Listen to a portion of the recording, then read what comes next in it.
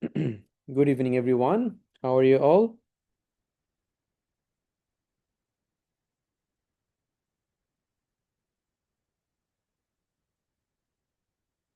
So, welcome to First Aid AMC Clinical Free 2 Week session again.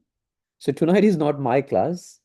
So, I'm just here to introduce one of our mentor who is going to take your role play session. So, Dr. Rabiha is here, who is one of our best mentors who takes these role play sessions. And she's going to be also doing most of the role play sessions with you in your class as well. So, as I mentioned you earlier, that role play sessions are a bit tricky, especially in the beginning, because you don't know a lot about the approach, you don't know how to start taking histories. You also have difficulty to even finish the cages in time. And we understand that you are beginners. And as a beginner, you are here to make mistakes so that we can help you to understand the approach, the format, and also we can help you to show the right pathway. So, my advice for you tonight is whatever you know from your medical experience, from from your knowledge and all, just try. And trust me, every one of you is most of you are beginners. So there is nothing to be ashamed, nothing to be embarrassed. If you can do role play with confidence, even if you come to a wrong diagnosis or wrong management, we will be fine. So all we want you to is to give it a try so that we see how you're doing. Now, you already have a bit of an idea about the clinical exam because I have taken at least few sessions with you. So you have a at least minimum idea how to take what are the tasks and how to take a history. So use that experience, use that knowledge, and see if we can have a good session tonight. Okay? So let me introduce Dr. Rabiha, and I'll be just on silent. Thank you. Dr. Rabiha, class is yours. Thank you. Thank you, Dr. Ash. Thank you very much for such a great introduction. Hi, everyone. This is Dr. Raviha, your mentor for today, and I'll first share my screen with you.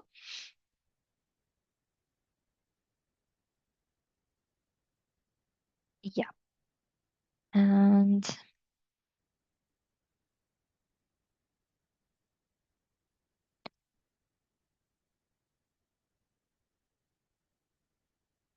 let me know if it's visible to you guys properly, okay?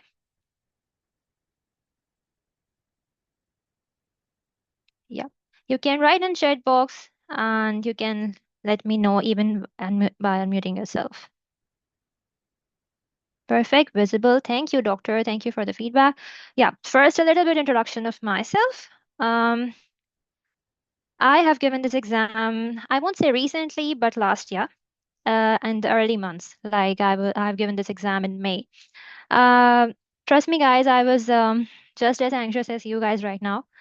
A very, always shivering while doing role plays with my study partners. And even in the exam, I did terrible mistakes.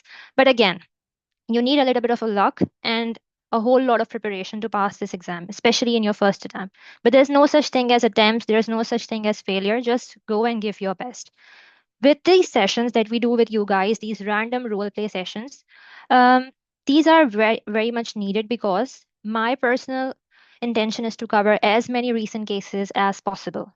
And I try to include the new ones, the challenging ones, the surprising ones, because this last year, since when like AMC has started doing their face-to-face sessions again, face-to-face format again, it was quite challenging, but very rewarding as well, to some extent.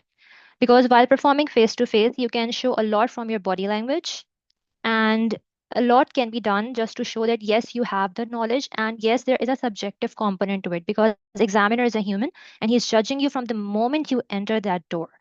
So at the end of this session, I will allow you guys to be as interactive as possible. Share your questions with me, whatever you have in mind for this exam, whatever you have heard about this exam. I'll try to bust some myths for sure.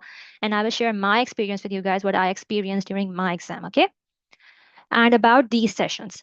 So I know you guys have taken, I think, one role play session with another mentor. And of course, Dr. Arshan has given you a little bit of an idea what this is going to be about.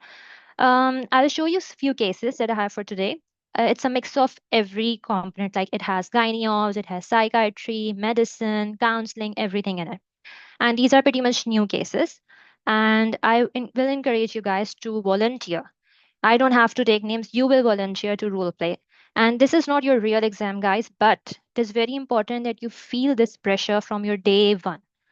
Should know how to brainstorm. You should know what to think of when you see a case in front of you in those 2 minutes. You should at least try to make differentials and just go with the confidence. You don't have to be 100% correct. We are here to help you and we are here to give you feedback. Okay. So, without wasting any more of your time, let's just dive into our first case today. Okay. Yep. So, this is your first case, guys, and I'll give you, you have just like 2 minutes to read the case, 5 minutes for your history taking, and 3 minutes for other two tasks. This is about a lady who is pregnant 34 weeks. She has come to you at 34 weeks of her gestation, and she is presenting with a new complaint, which is reduced fetal movement since yesterday. And now your task is to take a history.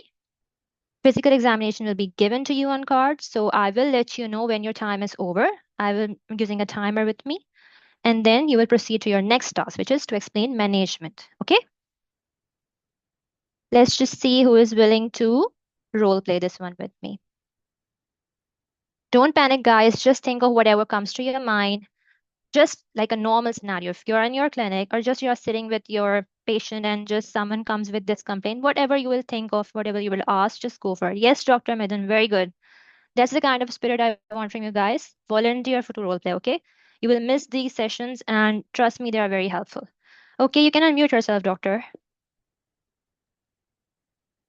Hi, doctor. How are you, doctor? Yeah, fine. Perfect.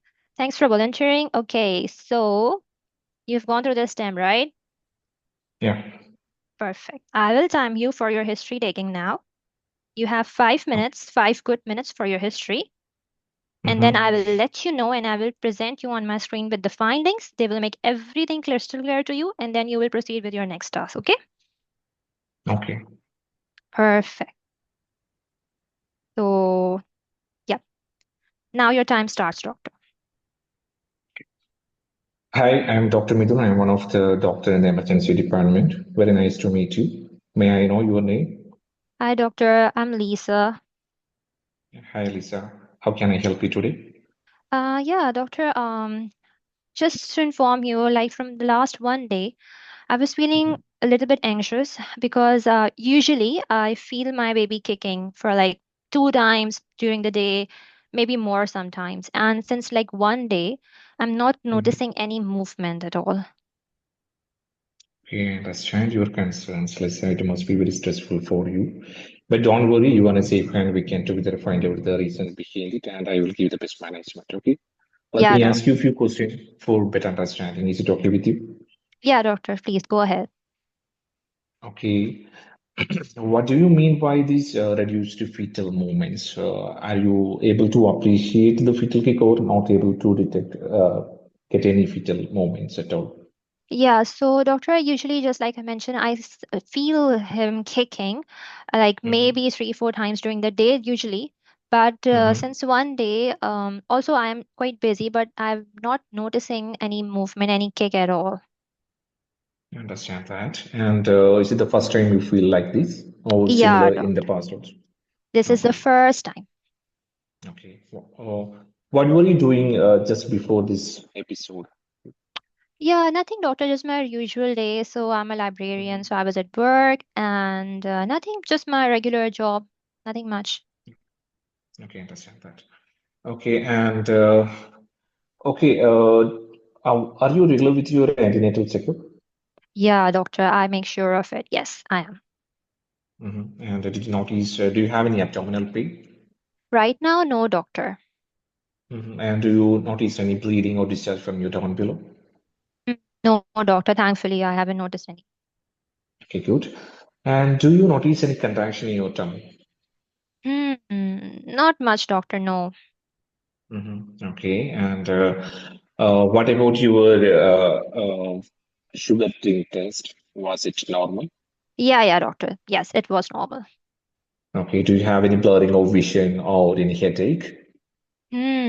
No, doctor, my vision is fine. I occasionally Mhm. get some headaches, but I was getting them even before pregnancy. So yeah. Okay. And did you notice any swelling in your lower limbs? Yes, I have some swelling in my feet though. Since Hmm. the in my third trimester, I started getting it. So yeah, Okay. And did you notice any decreased urine output or any frothing in the urine, anything like that? frothing in my urine. No, doctor, I haven't noticed any. Okay. Do you have any fever or any chills right now? Fever? No, doctor, I'm not feeling warm or anything. Okay. And do you have any recent history of trauma to your tummy?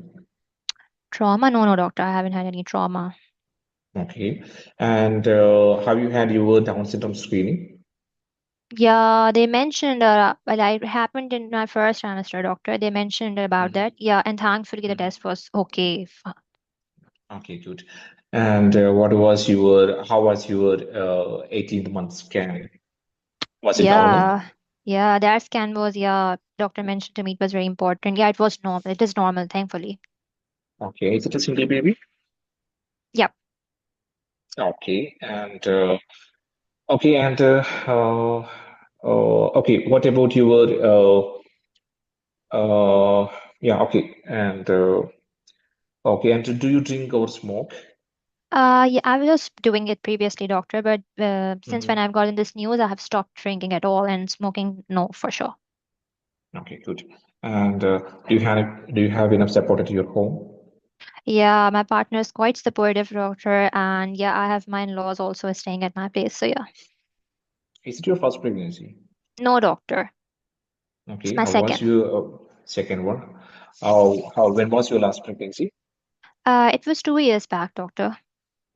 Was it a normal one? What was the mode of delivery? Yeah, I had it naturally delivered, like through vagina, and yeah, everything I think was normal. I wasn't admitted for Hmm. anything major. Hmm.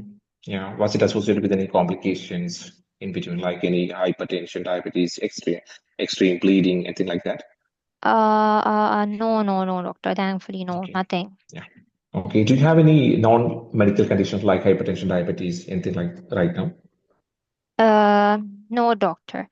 Okay, Okay, so this is your mini bill, doctor, and this is your, yeah, yep, P. okay.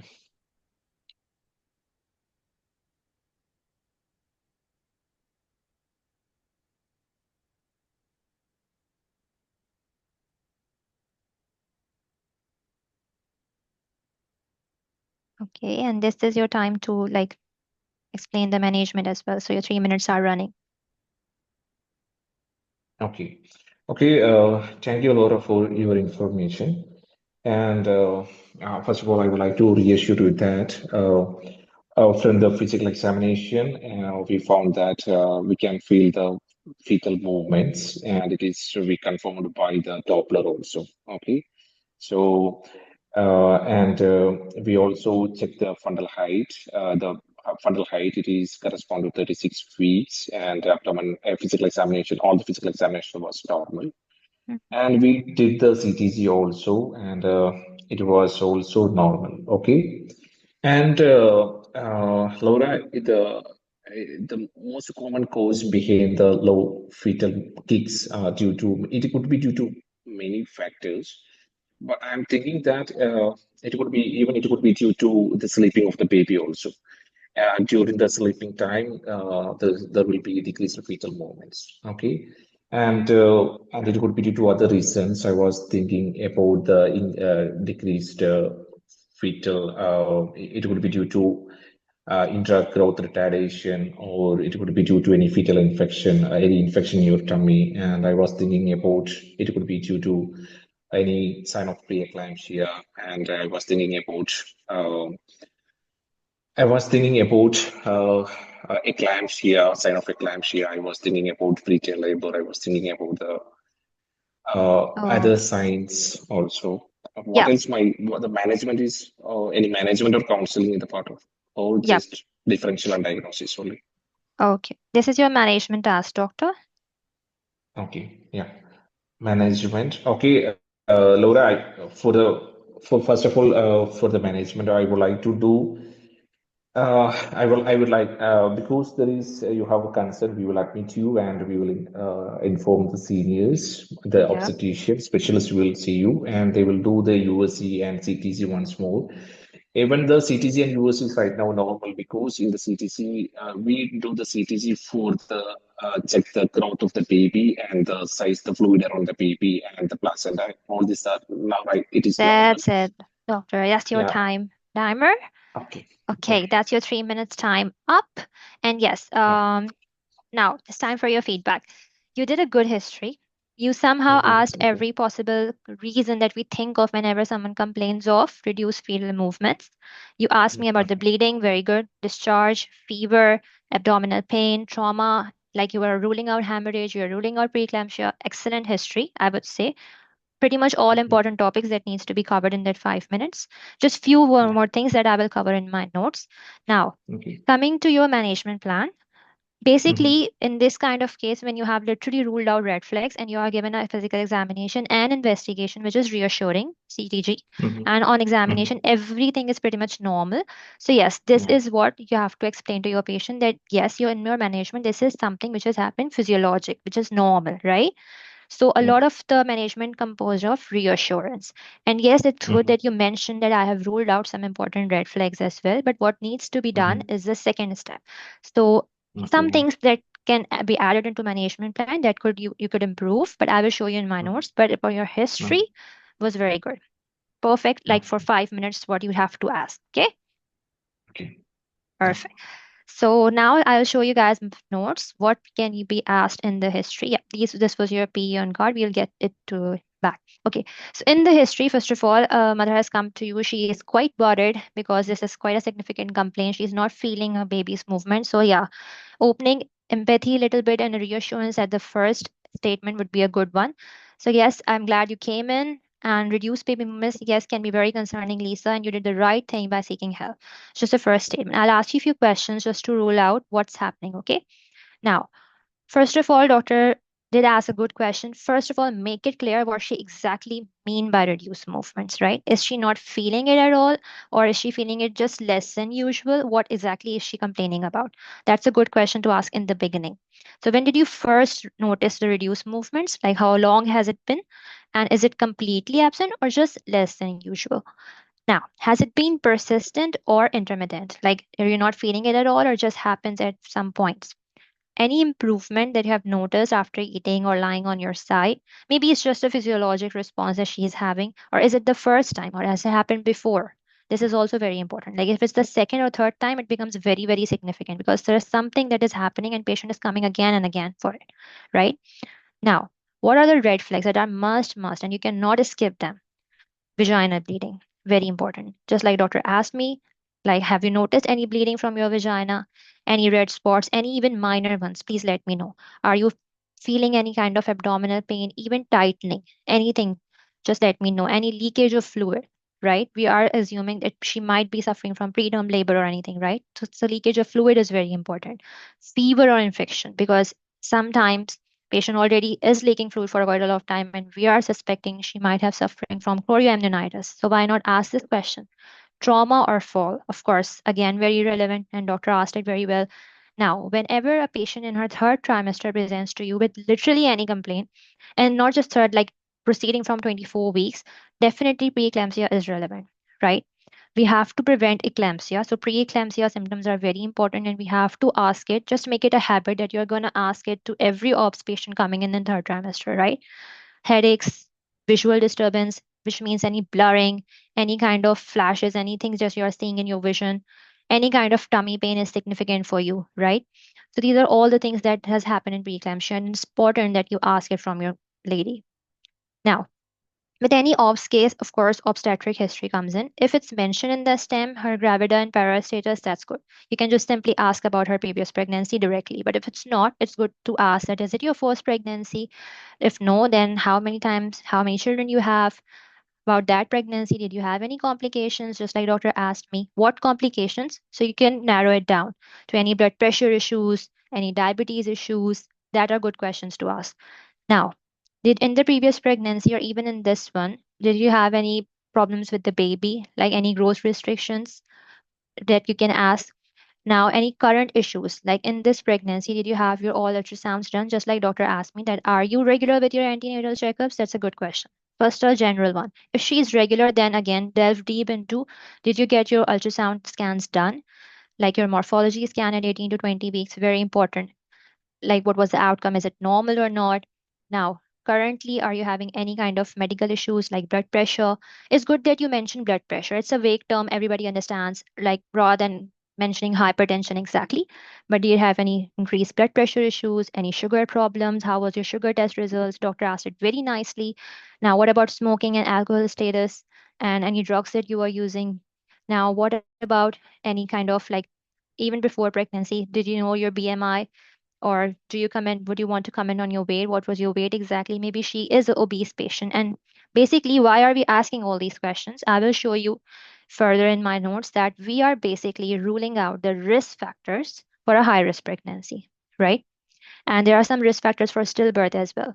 So it's good that you ask pretty much every red flag that could have been present in this case. Now, what can be the fetal factors? If she knows it very well, that do you know like any on an ultrasound, your placenta location, even in your previous pregnancy, what was the location of your placenta, any complications with that? And usually, how many movements you feel for your baby? Like baby usually active at what points of times in the day? Maybe she's just not feeling it rightly, right? So what times that day you feel your baby is the most active? Like maybe in the afternoon, maybe in the evening, so that's also a good question. So that's pretty much what you can do in your 5 minute history. Make sure that you ask all the red flags that you cannot miss.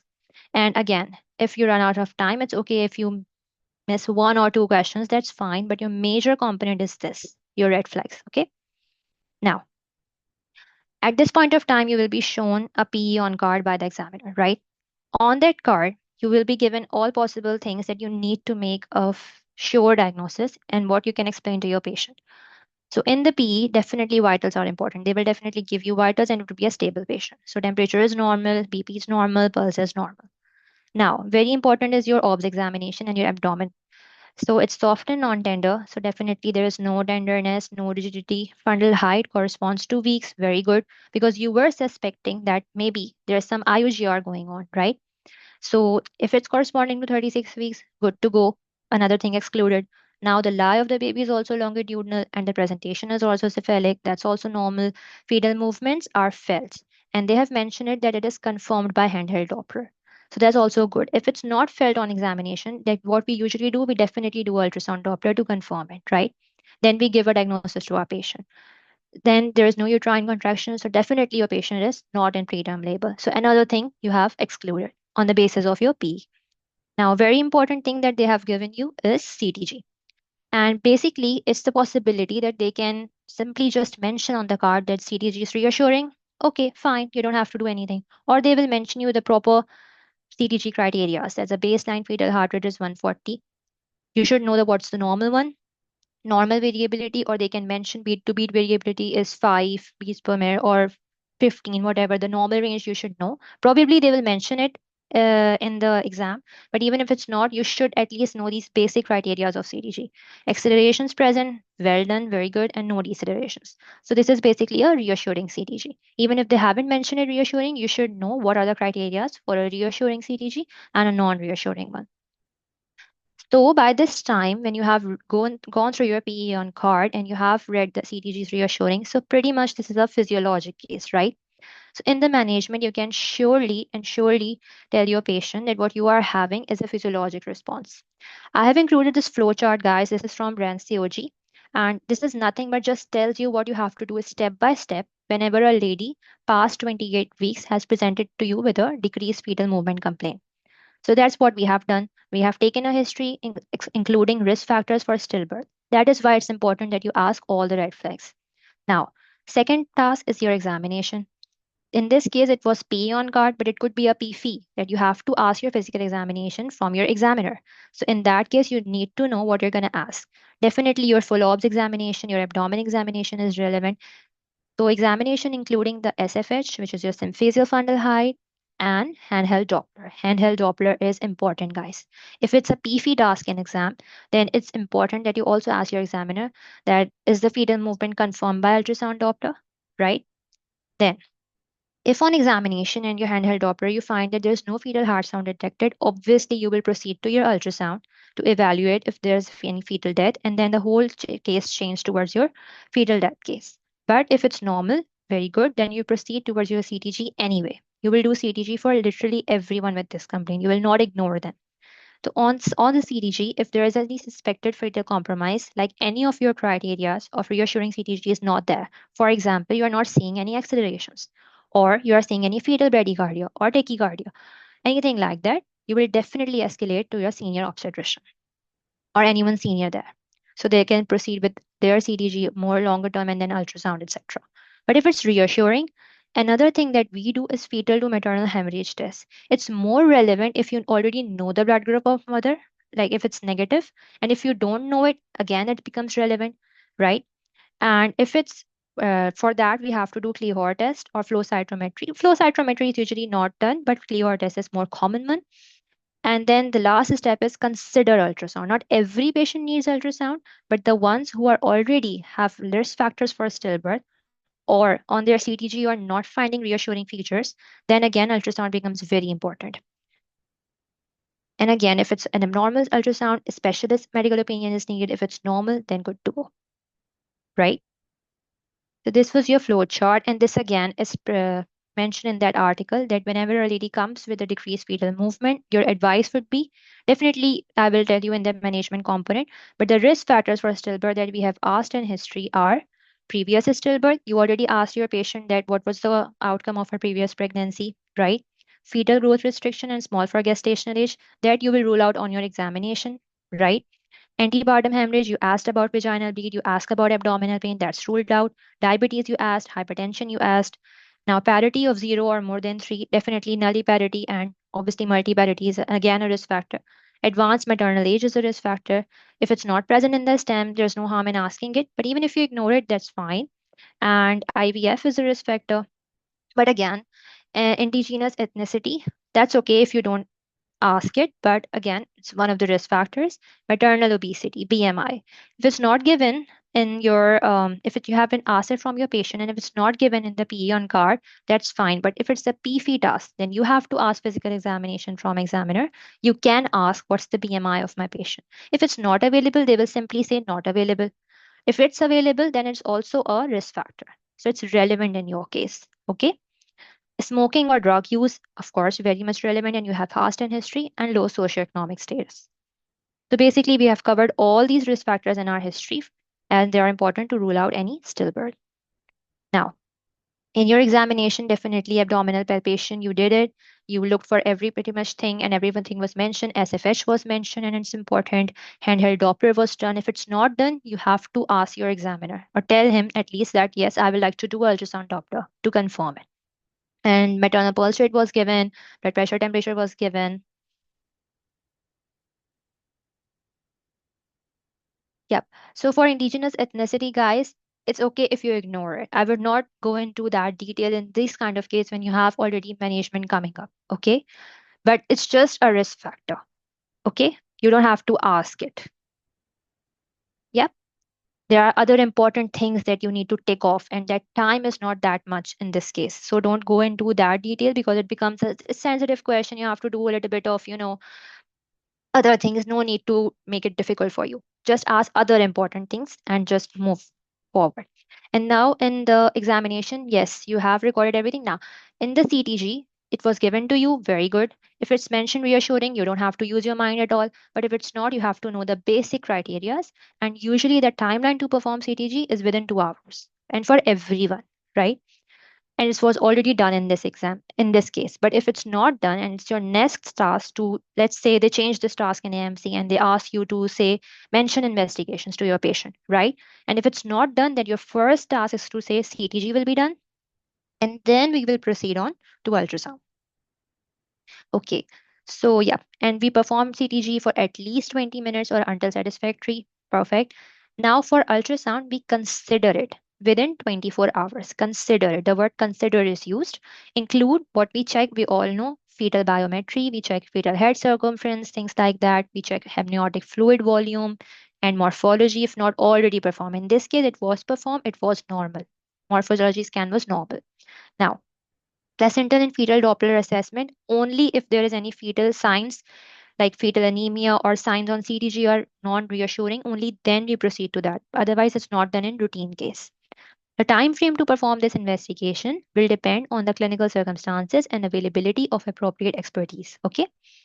Now, fetal to maternal hemorrhage, perform Clehor test or flow cytometry where feasible. MCA Doppler assessment may be performed where expertise in ultrasonography is available. Otherwise, obviously, it's not routinely needed. Only when fetal anemia is suspected, then we do it. So, routine test is history, a good examination, ultrasound Doppler, confirm the heart rate of the baby, CTG within 2 hours, and if anything non reassuring, proceed to ultrasound. This is your normal part. Perfect. Now, as soon as you got your PE on card and your CTG in front of you, and you have made your mind that, okay, everything is physiologic, now I have to just reassure my patient, now you go towards your management. What can you say? Thank you for answering my questions, Lisa, and I appreciate you coming in today to discuss this. And definitely, it's very concerning. Reduced fetal movements can be worrying, and you did the right thing. Okay. The questions I asked, I was basically assessing for any risk factors that could affect your baby's well being. And so far, there were no immediate concerns.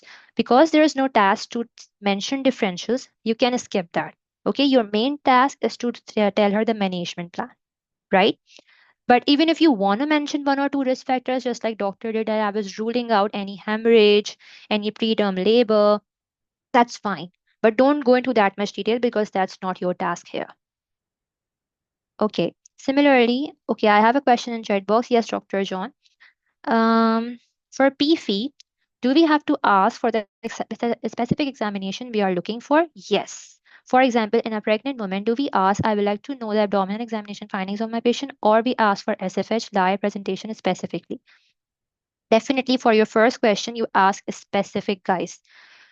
It's very good that you are thinking in this way from the very start of your preparation, because yes, that's the exact thinking that I need from you guys. You have to be very specific in your physical examination from examiner task.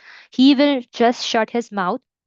They will not say anything if you are very open. They will say, what would you like to know? What would you like to know? And they will keep on repeating it. Even if you mention, like, tell me the abdominal examination findings of my patient, they will say, what would you like to know?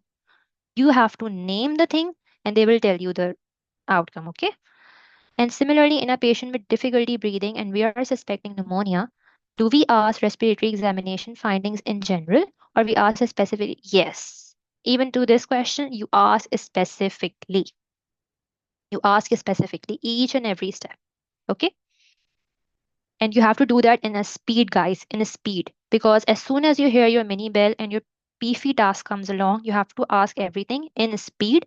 And then you have to realize that you are running out of time and you are basically, you have to do your next task, which could be diagnosis and differentials, which could be management plan. Okay. So don't forget and spend whole of your time on PFE. Try to be quick and targeted PFE. Okay.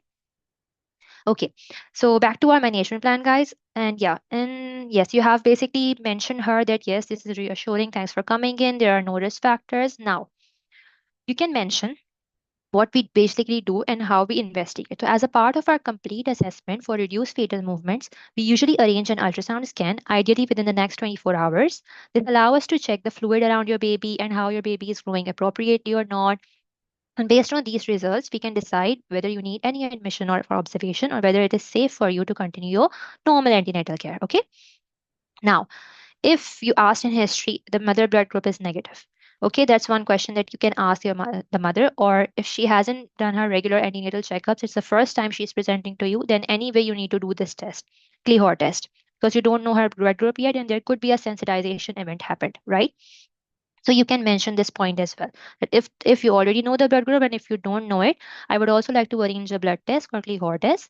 This checks for a rare condition where a small amount of baby's blood passes into the mother's circulation and can sometime lead to fetal anemia and reduce movements.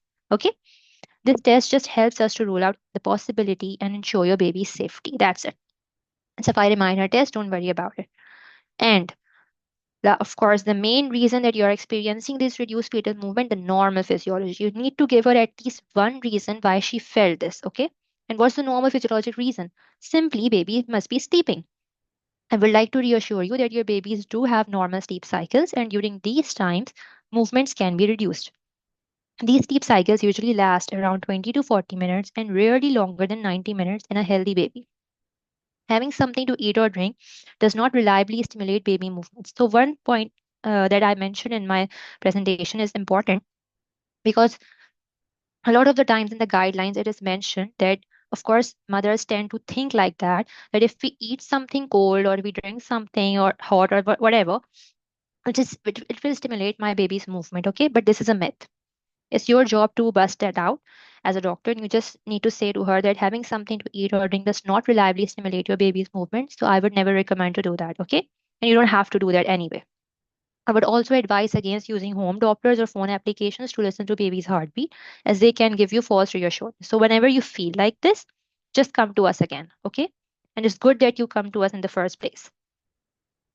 Now, safety netting. So, last very important step, guys, is in any AMC case, in any counseling or management case, is safety netting. If you know red flags, you have to include them in your management and you have to explain it to your patient as well. So, if you notice any reduced fetal movements again, Lisa, at any time, even later today or overnight, please inform your mental health care provider. You can come back to us in emergency, okay? There's no concern about coming in too often, and we will be there to check you again. We will repeat this monitoring again and arrange a senior obstetric review if needed, okay? Now, reading material is also very important in AMC cases, guys. And we always, if we have a reading material available, and majority of cases and majority of topics, of course, we have something to give to our patient. So in this case, there is a very famous leaflet that we use, Hash Movement Matters. Basically, it's from saferbaby.org.au. And this leaflet basically contains whatever are the reasons for reduced fetal movements and whatever the patient can do, whatever steps she have to take whenever she feels like it. And basically, it is just in the end, you can mention that I can give you this leaflet. So basically, you know what to do whenever you feel like this, okay? And when to seek help. And this is the link that I have given for you guys. Go to this link, check this flyer, whatever is mentioned in this flyer, it will help you in your counseling case and management part, okay? Perfect. And in the end, you can always ask your patient that if you have any questions, just let me know. And that's pretty much it. So basically, you will probably run out of time here. It's a short management component, 3 minutes. Just take your major parts and move on. Any questions so far, guys, in this case?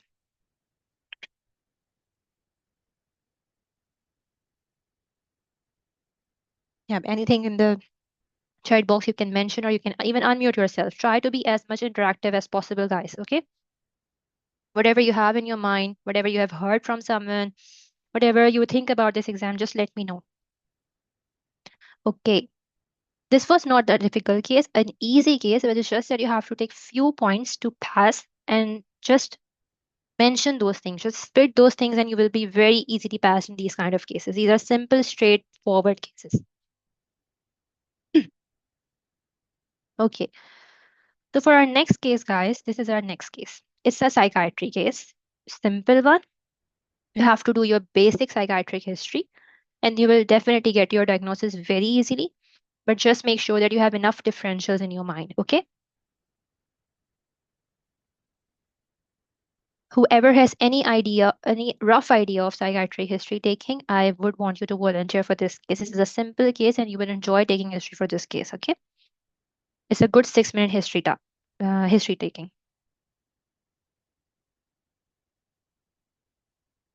So basically, you have a young patient, Adam, 27-year-old, who has come to you and he is just feeling out of sorts. And this is very common in AMC. They do give you these kind of cases in psychiatry, especially. And there is no proper complaint. The complaint is very vague. It could be anything. Your patient could be depressed, anxious, whatever in the world, but they will give you only out of sorts and something very vague so that you don't get an idea from the stem itself. But as soon as you start your history, you will get a good idea where this case is leading to. And he reports that he was recently dismissed from his job as a sales representative, which has prompted him to seek help. Your task is to take a psychosocial history, explain the most likely diagnosis to him, and discuss possible differential diagnosis. And it's a good 6 minute history, and the rest of the 2 minutes you will use to explain your diagnosis and DDs. Anyone who wants to volunteer for this one?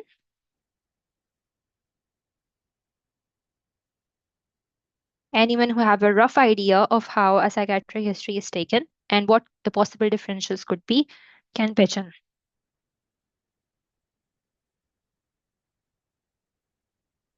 Once I will explain this case to you guys, so pretty much every psychiatric case is similar.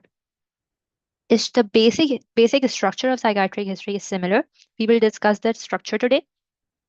And you have to cluster your disorders into one group, like anxiety disorders, what could possibly be depressive disorder, schizophrenia, that's a different entity. Now, these are your differentials, and you can mention these differentials in every psychiatric case. Okay. So, psychiatry in that point of like view is easy. Psychiatric cases are easy to pass. If you know how to take a good psychiatric history and if you know your differentials, you will definitely pass this case. Hi, doctor. I'm volunteering this. Perfect, doctor. What's your name, doctor? Sajan Das. Sajan.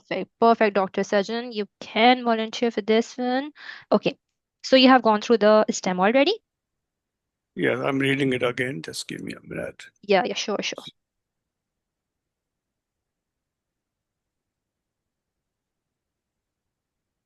Just let me know and then I'll start your 6 minute timer.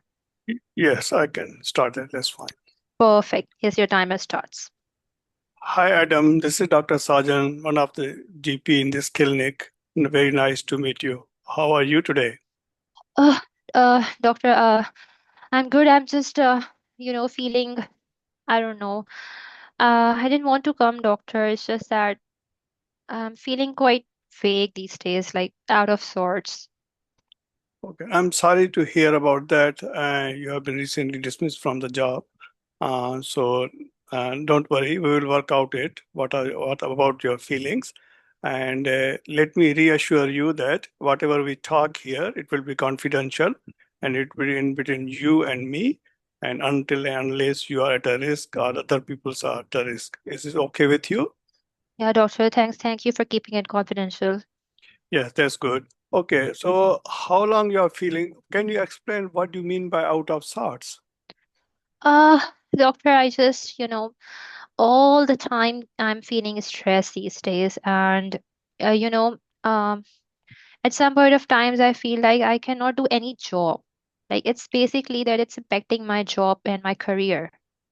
I see. I see. How long this has been going on? When were you dismissed from the job? I have received my, they expelled me basically just 1 week ago. And this job I was doing I was actually new, I was on probation.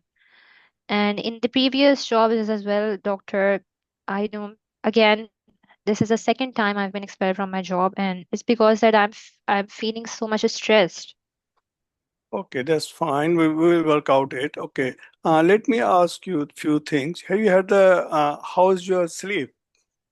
My sleep, doctor, definitely it's not proper. Like I cannot sleep straight for 7, 6 hours all the time. Like I'm waking up or it's disturbed. Okay. And how was your appetite? My appetite is fine, doctor. I'm eating just like I used to eat before. How's your mood? Just at the job, doctor, I couldn't handle a lot of tasks, like a lot of people. At Apart from that, whenever I'm with my friends or like when I'm with family, I'm fine. My mood is fine. Are you enjoying the activities what you used to be before? Yeah, my friends, like of course, from as soon as I was expelled from the job in the early days, like I didn't go out at all, but now I'm back and going out with my friends.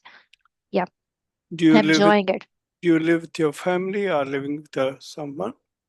I live with my family, doctor, and yeah, and I have two brothers and of course my mother. And they are good support to you? Yeah, definitely. That's good. That's good. Okay. Because of this situation, do you think there's any coming thoughts to harm yourself or harm anyone? No, doctor. No. I've never thought about that. No. Okay, that's good thing. And have you had any mental health problem in the past, Adam? I don't know, doctor, but sometimes obviously my colleagues and my friends have mentioned to me that I should see a doctor for this issue, that I feel so much stressed and, anxious at the job. And, I think that could be a mental health problem, isn't it? Are you generally worrying person, worry about small things? Generally, like small things, like, can you explain, doctor, what you mean by small things? Small things, anything happens at your home, it makes you worrying about that, or if you're waiting for someone, you get worried about that. No, doctor, it's not like that. I'm okay at home. I'm okay when I go out with my friends. It doesn't work like that. No. Okay, and do you hear or any see or you feel the others don't? No, doctor, no. Okay, do you feel that someone is spying you or someone harm you? No, doctor. And do you have any abnormal thoughts in your mind? Do you think someone is putting the thoughts in your mind? No, I haven't felt like it. No. Okay, that's good. And you don't think that someone is taking your thoughts out of your mind? No, doctor. Okay, that's good. Okay, I'm asking you a few questions. They are looking sometime odd, but don't feel it as a general question. Okay. Okay, right. Okay, if you are why you are here, if there's any fire, what will you do? I'll probably run. That's good. And do you think that you want a treatment for this situation? Definitely, doctor. That's why I come to you. Okay, that's good. And do you know where you are now? Yeah, yeah, doctor. I'm at your clinic. And you know what day is today? Yeah, Do you know who am I? yeah, you're the doctor. Okay, thank you so much, Adams. Let me ask you that, do you smoke cigarettes? Yeah, occasionally, just with friends or whenever I'm feeling anxious. How about alcohol? Occasionally on weekends. How about any things? Do you use any illicit drugs sometime? No, no, no, doctor. Never. Okay, that's good. And do you have any other medical condition should I know about you, like a diabetes, high blood pressure, or anything? Thankfully, no, doctor. The ones you mentioned, no. Are you taking any kind of medication? No, just occasionally I take some for headache. Okay, are you allergic to any medication? No. Okay, okay. Thank you for this information, Adams. Based on your history, I believe the most likely diagnosis, we call them the acute stress disorder. And the trigger of that is mostly that you have been recently dismissed from the job. I'm sorry for that again. Okay. And but that can be manageable. And the other possible diagnosis is could be maybe the depression, but it doesn't fit. It should be after for the 2 weeks, and other possible diagnosis may be the general anxiety disorder. And you say that you are not having any general worrying person. So I think the most the problem is the acute stress disorder. And the thing is that I believe it's like that. So what do you think about that? Okay, doctor. Yeah, if that's what you think, I think maybe that's the case with me. Okay, do you want to add anything, doctor, in your differentials, as you still have a lot of time? Yeah, I know. That's okay. That's okay. Yeah, So that's yeah, okay. yeah, Uh, Perfect. So yeah, yeah. your history was good. I think you already know the structure for psychosocial history. You basically asked all the things. Yeah, your psych history was perfect. And even in your heads component, that's social history. I will explain you in my notes, but you did ask about the home environment very early on, the family as well. But there's a heads component to a social history. You can include, you asked me about the activities that I'm enjoying, perfect. And you did ask about the hallucinations, delusions, perfect. You did ask about the suicidal tendencies, and yes, mood, sleep, appetite, everything was covered in the history. So history was good, but one thing that I will now mention in my notes, and you will see that your basic initial complaint, you have to clarify it. Like, I do mention at points a lot of time that I feel anxious. I feel anxious at job, and this is not the first time that I'm feeling anxious. In the previous job as well, I felt like that, right? I mentioned this. So you need to dig that out. That why is the patient continuously mentioned that I feel anxious at job, I feel anxious at job, but I'm okay when I'm with my family and friends. So I will show you in my notes what I meant by that. So what where the case is leading to, but your structure for the history was very nice. Thank you. Perfect. Okay, guys. So basically, in psych cases, very important is to do a good opening statement and confidentiality statement, just like doctor did. This you have to do in literally every psych case. So confidentiality is important, and that's the only way that your role player will open up to you. Otherwise, they will probably just, give some answers. Otherwise, they will not give you some answers. They will stay silent because you haven't done a proper confidentiality statement. This can happen. Okay. So a good one initially, that I understand these symptoms have been distressing you. I would like to ask you questions to better understand what you are experiencing, and I will make sure whatever we discuss today is kept confidential. Okay, so you can open up to me. Just bring him into your confidence so he will open up. Now, it's very good that doctor made sure that I explained to him what I mean by out of sorts. Because if you don't know exactly what your patient is feeling, you will never get an idea where the case is leading to. He might feel out of sorts would be anything. He might feel anxious. He might feel low mood, low of energy, depressed. It could be a depressive disorder case. It could be an anxiety disorder case. Or he's just, feeling that someone's trying to harm him. Maybe that's his opening statement. So from the opening thing, you just get an idea where the case is leading to.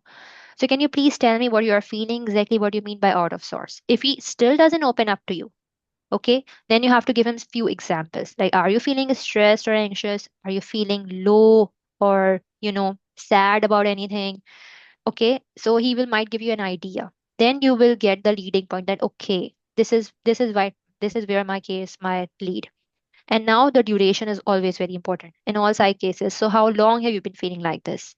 Has this started after any major event in your life? Did anything happen? Like, if anyone says that, okay, it started 3 months ago. So what happened exactly 3 months ago? Right? That should be your question. Exactly.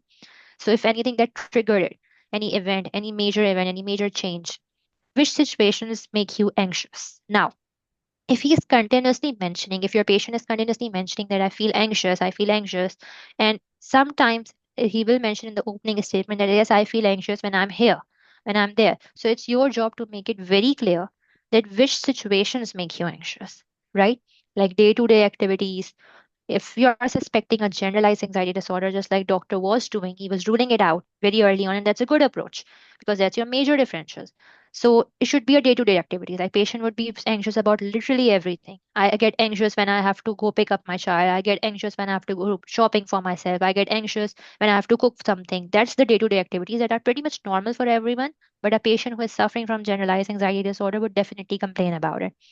Now, if it's not day to day activities, then what exactly is making you anxious? That's now very important, okay? Because there's something that's triggering and any specific situations. Now, here comes your question. Any specific situations like meeting with people, public meetings, or being in social spaces, anything that triggers your anxiety. Now, here your patient will give you clue, okay? In this case, the where the case is leading, he will definitely tell you that I am feeling anxious when I have to meet people at my workplace. I have to present in any meeting. These are the reason that makes me anxious, and this is the reason that they have expelled me. Okay. What is your main fear in these situations? This is your next question. What do you feel like? So basically, this case is leading towards a specific kind of anxiety disorder, which is social anxiety disorder. So when there is a social anxiety disorder, there are some few questions that are basically the criteria that you need to ask as per DSM-5 to make that diagnosis. So the DSM-5 criteria says that the patients usually fear that they are being judged in those people are judging them and they are basically embarrassing themselves. So these are the words that will be used by your patient. It's good that you asked it very clearly early on. Now, another important criteria for every psych disorder, basically, and especially anxiety disorders, even if it's PTSD, even if it's OCD, even if it's generalized anxiety, even if it's panic attacks, or if it's social anxiety disorder, patients try to avoid these situations. Anybody would. Okay, that's a normal human reaction. That if I get anxious in public meeting, I would definitely avoid it. So that's your third criteria. Do you avoid these situations? Do you avoid presenting in meetings? Do you like always say no to your boss or anything for these meetings? Yes, definitely you will get a yes in this situation. How is this affecting your life? The impact on life is one important criteria in all psychiatric disorders, right? So once things start impacting people's daily life and they make changes to their daily routines, that's where the psychiatric disorder becomes relevant. Okay, so that's your fourth question. Now, when you have comfortably ruled out your social anxiety disorder, that you know that yes, this is where the case is leading to, now your psych history comes in. Okay, Normal psych history structure, mood. First of all, you ask your patient, how is your mood usually? Okay. Are you feeling low right now? Any lack of energy? If he's not opening up, then you can ask direct questions as well. There's no harm in asking direct questions at this point of your history taking. Okay. Because you are ruling out MDD. It's your job, then you can ask these questions. How is your sleep? So basically, sleep is disturbed in pretty much all psychiatric disorders. It's disturbed in depression. In depressive patients, usually they have problems in difficulty in initiating their sleep. They suffer from insomnia most of the times. In anxiety patients, a lot of the times they complain that I wake up in the middle of the night. In PTSD patients, sorry, in PTSD patients, they will mention that, doctor, I can't sleep because I have these flashbacks. Okay, I have these nightmares about something. So this is an important question to rule out PTSD. So these are somehow you are ruling out your differentials as well, and you are also taking out the important components of your psych history, mood, sleep, and now your appetite as well. And now the very important question is suicidal and homicidal thoughts. In every psych history, you have to ask this question: have you been thinking about harming yourself or anyone else? Have you ever get thoughts about doing that? If patient says, no, doctor, I'm not thinking like that, or if he says that I sometimes think about that, that's a red flag. Then it's your job to rule out further. Okay, you think about that sometimes. Have you ever tried it before? No, doctor. Or if he has done it before, then the whole history, like what did you use that time and everything. And if he just doesn't do that, perfect. Now, if he says that I am thinking about doing it, definitely you need to know about his plans. Do you have any plans in your mind? Have you made up your mind about it? That's a good follow up question. Now, after ruling out suicidal and homicidal thoughts, hallucinations comes in. One question, just like doctor asked in this case, have you been able to see, feel, or hear things that other people don't? Simple. In this one question, you have ruled out auditory, visual hallucinations, right? So, yeah, rule out hallucinations. And do you think, basically, in this case, guys, when you have up till now, you definitely have idea that this case is going towards anxiety disorder case. Patient has repeatedly mentioned that I feel anxious. I feel anxious at this point of time in social interactions. I'm avoiding those. It's impacting my life. I've disturbed sleep, but I have normal mood and I have no nightmares, flashbacks. I have no suicidal, homicidal thoughts, no hallucinations at all. At this point of time, you definitely have somewhat idea that yes, it's anxiety disorder. So you don't have to ask too many delusions, okay? You don't have to ask too many things to rule out schizophrenia. Just one question, one or two questions to rule out a certain delusion is fine. Okay, you don't have to ask everything that, okay, are you experiencing thought broadcasting? Are you experiencing this, that? Don't need. Just one or two questions that do you think someone's trying to control you? Do you think someone's talking about you behind your back? Just the paranoid ones, the delusion of reference, anything, but just one or two would be fine. Okay. And that's how you did your psych history. Now your social history. In the psychosocial, there's a component of social as well. Social component has a very similar good mnemonic, which is heads assessment. In heads, we basically ask about home environment, just like doctor asked me. How is your support at home? Who do you live with? Right? Home environment is important. Employment or education. So whatever he's studying, whatever he's doing for a job, you can ask that. And if he's continuing doing that, or if he's experiencing any problems over that. Now, A stands for alcohol, and you can include your smoking, drugs, medication, and everything over here. Substance abuse is pretty much differential in your every psych case. So you need to ask this in your heads as a component of your heads.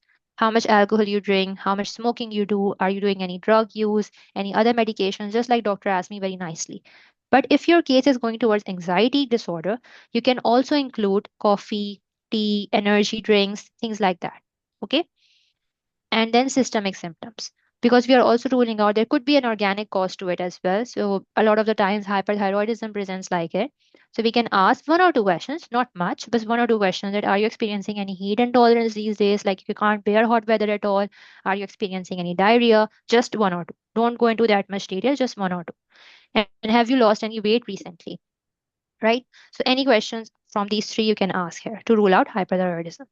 Now, for your differentials, just like doctor asked me about generalized anxiety disorder, he basically ruled that out very early. Perfect, very good. You can also ask few other disorders, like you can ask about any panic attacks he's experiencing, because of course he can experience a panic attack as well. So do you also experience any sudden racing of your heart? This is you ruling out palpitations or any kind of sweating when you are feeling stress or any chest tightness.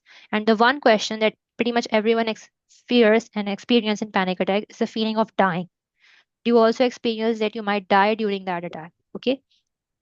So a sense of impending doom. Okay. This is a very leading question, but definitely you have to ask it because you are ruling out your differential. Okay. And if it has happened, and now if it has happened, now it's your job to make sure it's not just a panic attack, but a panic disorder. So for panic disorder, you have to have more than one in the last 3 months. So has it happened more than once, and how many times in the last 3 months? If not, then you don't have to ask this question. Now, generalized anxiety disorder, are you generally an anxious person? This is a possibility that patient might ask you what activities you are talking about. Like daily activities, just mention few of them, like going out, picking your kids up, cooking, anything that makes you anxious. And agoraphobia. Now, with the phobias, a lot of the times agoraphobia coexist with panic attacks or panic disorders, but you can also ask it as a separate entity. So, do you also have fear of being in open, crowded spaces like shopping malls or theaters? And do you worry about escaping? Like you might get stuck there and you might not be able to escape from there. So, this is also your differential, right? So, these are pretty much your differentials that you need to ask. And in the diagnosis, definitely when you have all your criterias, it's a good habit, guys, in AMC. Then when you explain diagnosis to your patient, when you name it, like, thanks, Adam, for answering my questions based on the history you have given to me. I think you are suffering from a condition like social anxiety disorder. My reasons are, make it a habit that whenever you diagnose something, you give your patient at least 3, 4 good reasons that you have asked in the history, right? My reasons for this is that you get anxious only during interaction with other people. Just like you mentioned in the meetings in the office, you have a fear of negative evaluation. You are feared that they are evaluating you. You're embarrassed about that. You are avoiding these situations. It has been happening for so long, more than 6 months, and it has caused you some changes in your daily life as well. So these are my reasons that I'm making this diagnosis. Now, I've also ruled out some other conditions, and these are my list of differentials. And guys, in AMC, remember, you don't have a lot of time to explain differentials. Okay? Don't go into explaining that I have ruled out generalized anxiety disorder in which patients experience anxiety in their daily activity. No, just name it, move forward. I've ruled out generalized anxiety disorder, panic attack and panic disorders, agoraphobia, major depressive disorder. You don't have to explain them. You don't have time. You will gain more marks if you name those differentials as many as you can. Like there's a even you can add 1 or 2 here. Maybe I have missed something. So as much differentials as you can speak about those 1 or 2 minutes that you are left with, that will pass you. Not explaining them to your patient. Okay. Just name them as many as you can that I've ruled out these disorders: generalized anxiety, panic attack, agoraphobia, major depressive disorder, post traumatic stress disorder, OCD, substance abuse disorder, hyperthyroidism, and schizophrenia. Good to go. You will unconsciously tick so many differentials in the list of your examiner and you will definitely pass that case. But if you go on to explaining that I've ruled out generalized anxiety disorder and panic disorder, you will run out of time and you will probably lose the case because you haven't mentioned enough differentials, even though you have asked everything in your history. Okay, so don't assume in AMC that if you have asked everything in your history, your examiner will just say, okay, he knows everything. And even if you fails to mention differentials, he will still pass. You know, they don't. They're very cruel. They don't. Okay, so you have to name as many differentials as you can. Okay, make it a habit. Don't go into explaining differentials, just name as many as you can. But spend few seconds on your diagnosis, explain your diagnosis, just one line, but give your reasons. I asked this in history and that's why I'm making this diagnosis. Okay, perfect, guys. This was this case for you, an easy case, but you have to make sure that whenever a patient is telling you anxious or whatever, you need to make sure what triggers it, at what situations he get anxiety, and then just ask 1 or 2 criteria to rule the disorder exactly. Okay, Thank you, Doc. perfect. Anyone who have questions in this case?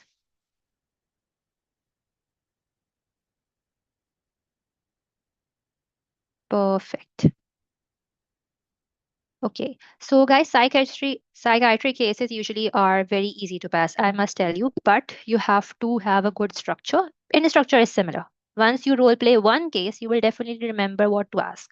But the thing that will pass you is definitely your differentials and your DSM criterias. You don't have to like learn all of them, but at least you should know that if I'm making a diagnosis of OCD or if I'm making a diagnosis of PTSD, what are the four key questions as per DSM that I need to ask? Okay. What are the four key questions? What are the five criteria of major depression? Everybody knows that, right? So you have to have that solid ground that that is the reason I'm making this diagnosis, and then you can easily pass those cases. Perfect. Excuse me, doctor. Can I Yep. just ask a question? Sure. What if you do everything correctly but get the diagnosis wrong? Is that a straight fail, or how are we assessed on that? Okay. So, yeah. So there are a few cases, especially in medicine, that you can get your diagnosis wrong as well. But it should be it should be from your differential list. Wrong is not something that's not even in the differential, right? That means you don't even have the idea of the case. If it's from your differential, let's say in your SOB case, or sometimes you can make a diagnosis of like lung cancer is very closely related to sometimes you can miss COPD, right? If your diagnosis is in the differential list and a leading differential, and pretty much symptoms are very much similar, and you have mentioned that actual diagnosis in your differentials, then you can pass.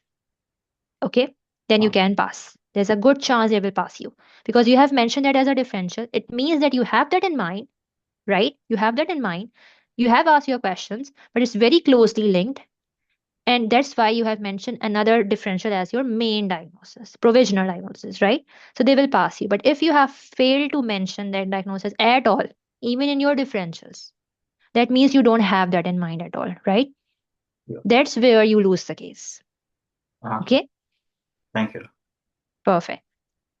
Okay, guys. So our case number 3 is here. This is also a new case. Pretty much these all cases are recent cases. They have used this in the last months in 2025. So, yep, this case is also, I won't say completely new. They have used this topic before, but this case is a little bit new. Okay, so your case number 3 is definitely from medicine. A 75-year-old woman, Mrs. Smith, is here, who lives in a residential aged care facility, presents with a bruise on her left forearm, noticed by nursing staff. She's on warfarin for atrial fibrillation, and her INR today is 2.4. She is hemodynamically stable. Take a focus history, explain the most likely cause, and counsel her about her management plan. Okay? Make your mind up what you're going to ask a patient who is on warfarin for atrial fibrillation, have noticed a bruise, what other possible things that you can think of, right? And what could be the cause, and just what you will do as the next step.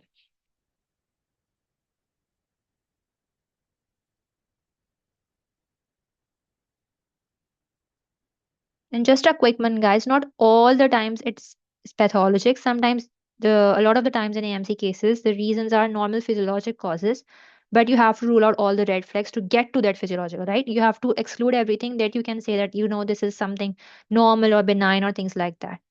So eventually you have to ask everything in your history, but again, not everything is problematic. You need to have a good idea what you have to mention in your diagnosis. This is not a difficult case, but it's definitely a new case, so it might be a little bit different in terms of history taking and obviously the cause and management. But if any one of you feels comfortable, they can volunteer.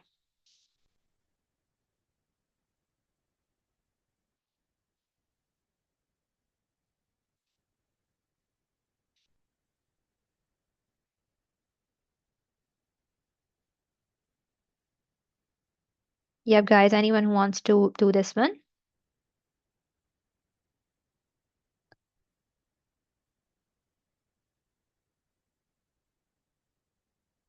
Just think of it that what you can ask, just normally take it. Do not go into diagnosis differences too much as of now. Just normally think about what you normally ask a patient, right? In your history, you will get pretty much everything, especially who is on warfarin for AFib, what you can possibly ask.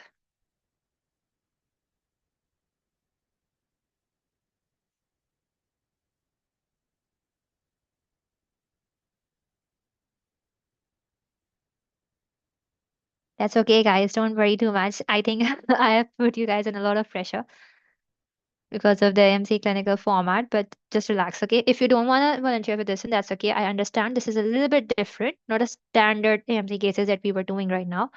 I can explain this to you, okay? If you're okay, Uh, I'll just explain my nose. Oh, Doctor, I would like to give it a try. perfect. That's the spirit, guys. Yes, Dr. Shada, you can do that. Okay, so I'll start Uh, the reading now. yep. Okay.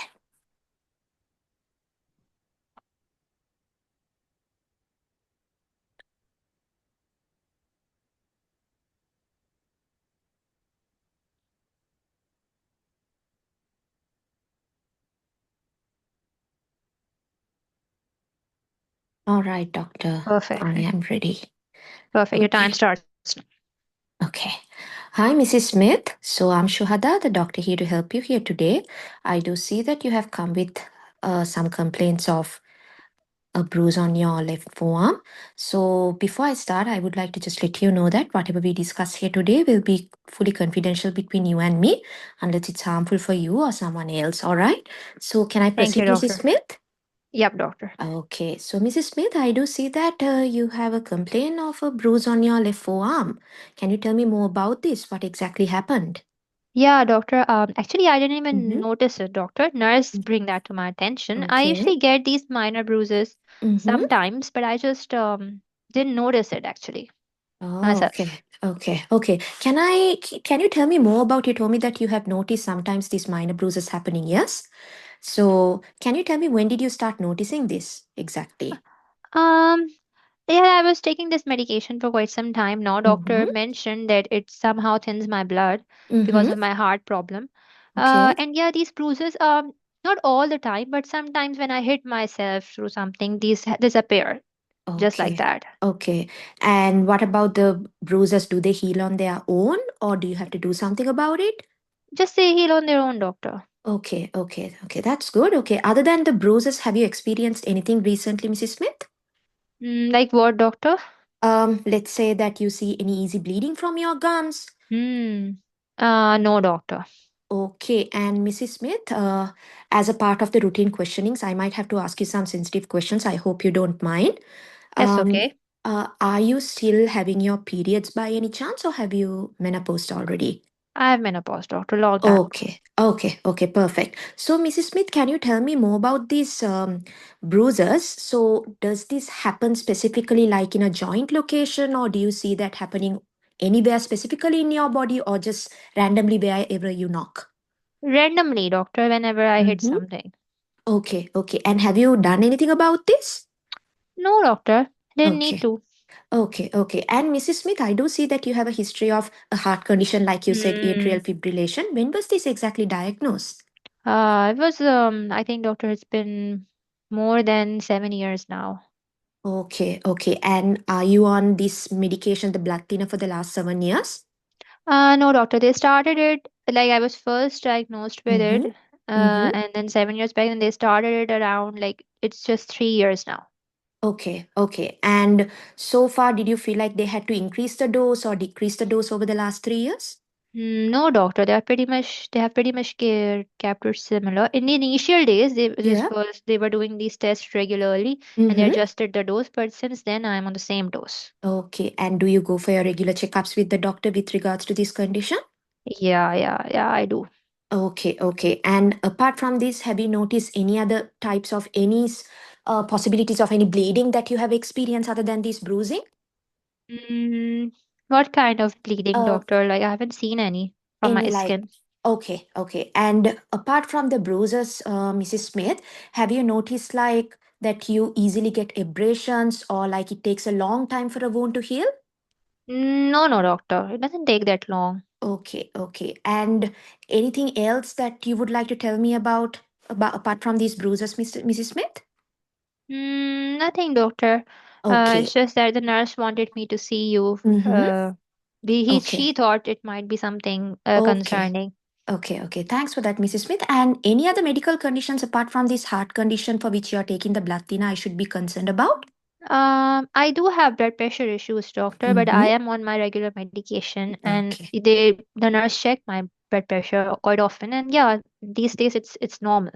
Okay, that's good. That's good. So apart from this blood thinner, are you taking any other medication by any chance, Mrs. Smith? Yeah, for my BP, I take Mm-hmm. this Prill something. Yeah, I take Okay. that regularly. Okay. And you go for your regular checkups as well? They do it. Okay. Okay. And any surgeries that you have recently done or have done previously? No, doctor. Okay. And any allergies I should be aware of, Mrs. Smith? No, nothing major. I just have, a peanut allergy. That's it. Okay. And Mrs. Smith, you told me that you have these bruises on and off occurring, isn't it? So, is there any specific location in your body that this happens mainly, or is it only the places you knock? Only the places I know. Okay, okay. And Mrs. Smith, you noticed this ever since you started taking the blood thinner, is that correct? Yes, doctor. Okay. And Mrs. Smith, I just would like to know, by any chance, do you smoke? Oh, occasionally, doctor. That's your mini bell, doctor. Now I have to go to your next task. All right. So, Mrs. Smith, with the history that I have taken so far, what I can see is the bruising that you noticed in your left forearm, as well as you also told me that that this happens occasionally, and this is after you started taking the blood thinner. So, I'm thinking more towards that this is something that's induced by your blood thinner, which is the warfarin you're taking for the atrial fibrillation, the heart condition. So, this can doctor, can you hear me? Yep, I can Okay. hear you. Go on, go Okay. on. Okay. So this sometimes can cause this kind of easy bruising. So, and also sometimes having any bleeding conditions, like any medical conditions that contributes towards bleeding. But in your history, you told me that you only had blood pressure and this heart condition, and there was no other conditions which suggested towards more of a bleeding disorder. So most likely, I'm thinking that this is because of your blood thinner that you're taking. So, Mrs. Smith, I would like to tell you with regards to your management, first thing first, we will run some blood tests, starting off with doing your blood profile, like a coagulation profile, which will look at all those specific parameters to see if your blood INR as well as your coagulation factors, because since you're on a blood thinner, sometimes this can increase the tendency of bleeding. So, we will have a look at your coagulation profile. And also, since you have a past history of a heart disease, we will try and get a cardiologist to review your current condition, as Sure. well as I would like to also run some other basic blood tests for you, and also follow up with the ECG just to make sure that your heart condition is under control. And most importantly, this will be a multidisciplinary team approach. So, and also possibly getting the cardiologist as well as what do you call your nurse as well, since you're living in a aged care facility, to see. Doctor, Yeah. will you change my blood thinner? You do have to stop it. All right. So, Mrs. Smith, that's a good question. Thanks for asking that. So, with regards to the blood thinner, like I said, we will get a cardiologist to review it as well as a hematologist to review you, because we need to run some tests to see exactly. And if the test results comes back, let's say positive for like your clotting factors or the bleeding factors being abnormal, if that's the case with the seniors involved, we will definitely look at what we can do with regards to your medications. If this is what's causing the bleeding, and as long as it's nothing major, we would try to keep it under control, because this is helping your condition. But let's say this is not, in that case we might consider changing your medication or lowering the dose. Is that Okay, okay, Mrs. doctor. Smith? That's your Okay, timer. thank you. Perfect. You somehow managed to end your case in the proper time. That's good. Yeah. Your Okay. history was good, doctor, but you can ask few more red flags. Like you did ask about one or two questions for ruling out bleeding. More Yeah, questions can be added because bleeding is one of the major things that we are ruling out here, right? yeah. Yeah. A little bit more about you can ask about her heart conditions and few other risk factors, just like the important scores that we do, the Mm-hmm. CHEST score Mm. and the bleeding risk, the Hess blood score. Few important things. You did ask about hypertension very well. You even found out that positive very well. Few Mm. other medications that we know can interact with warfarin, very common ones, NSAIDs, etc., that we can ask in our history, and that is also important, right? Because Mm-hmm. there are known interactions with warfarin. So few things can be added in history. Regarding management, you did a good job. Few points that we can add in the management that I will explain you in my notes, but overall, you did a good job. Okay? Thank you, Perfect. doctor. Perfect. Okay, guys. So in this kind of case, definitely, uh, with warfarin, definitely comes to our mind. The one most important thing you have to do in this case is rule out any kind of bleeding. As many questions as you can ask to rule out all the possible bleeding from where bleeding can happen, not just gums, literally everywhere. So this is a very important part of this case. And of course, like just the doctor did, the opening empathy and reassurance is of course very nice to do. I understand this bruise has been concerning for you, especially as you are on the blood thinner, but I would like to ask few questions to assess how serious this might be. And then when you proceed towards the complaint, when was the bruise first noticed, right? The timing, of course, as any complaint is important. Now the changes in the bruise. Like, is it just a bruise or it has become a hematoma or anything? Like, has it a change in size or the color? Are you experiencing any pain right now? Any kind of swelling? And are you able to move that limb at all? Have you had any trauma before that? Did you notice it? She might not even noticed it, right? In this case, she didn't even notice that it was a trauma or something. A bump or anything, any recent blood pressure cuff use, any other bruises you have on your body, right? Or is it just this bruise? Do you often get bruises? Do you often get bleeding? These are the general questions. But now the targeted ones, these are the important.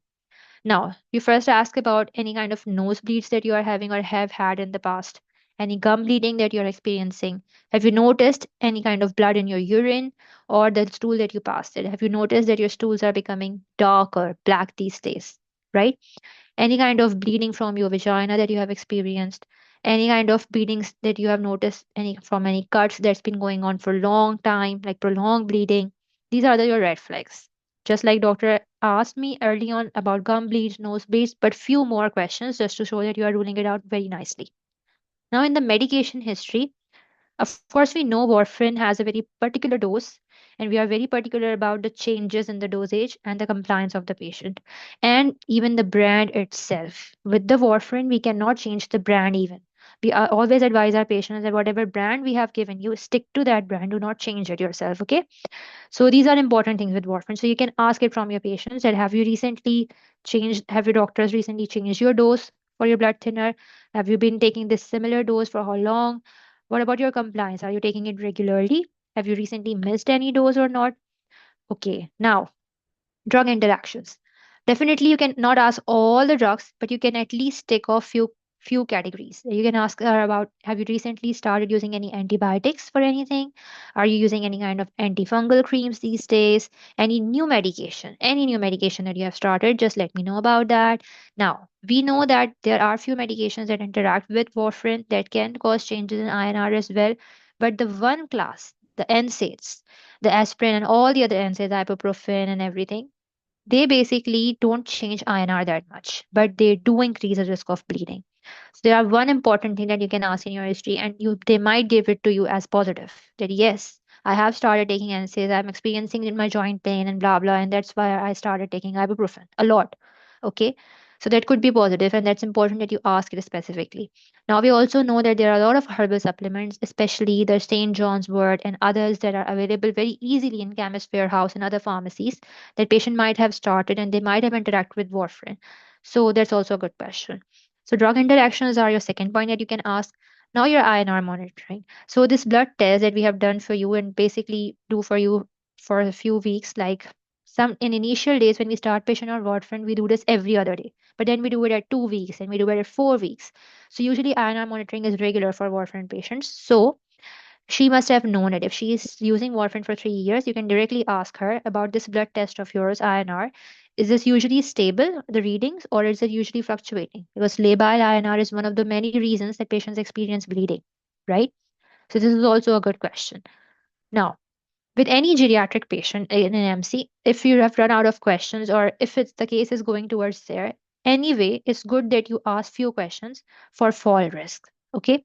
So if especially if she is living in a residential aged care facility and she is a geriatric patient, 75 years of age, you can ask. And of course, she is having bruises. So there's no harm in asking these questions. That if you are experiencing any recent falls, and are you feeling dizzy at some point of time, especially if I'm rising up from a sitting position? Okay, and then have you experiencing any vision problems? Maybe that's the reason you're having these falls. And overall environment of the facility. Like, is it safe for you? Do you experience a lot of falls because it's not safe and anything like that? So just one or two questions from this point will tick this box for you. Now, social and aged care context. Because she is living in a residential aged care facility, and she is getting a bruise. So there is a component to it, even though they haven't used it in any case yet, but there is a component, could be a case of abuse as well, minor one. Yeah, Elderly, yeah, yeah. Yep, Dr. Butta. Yes.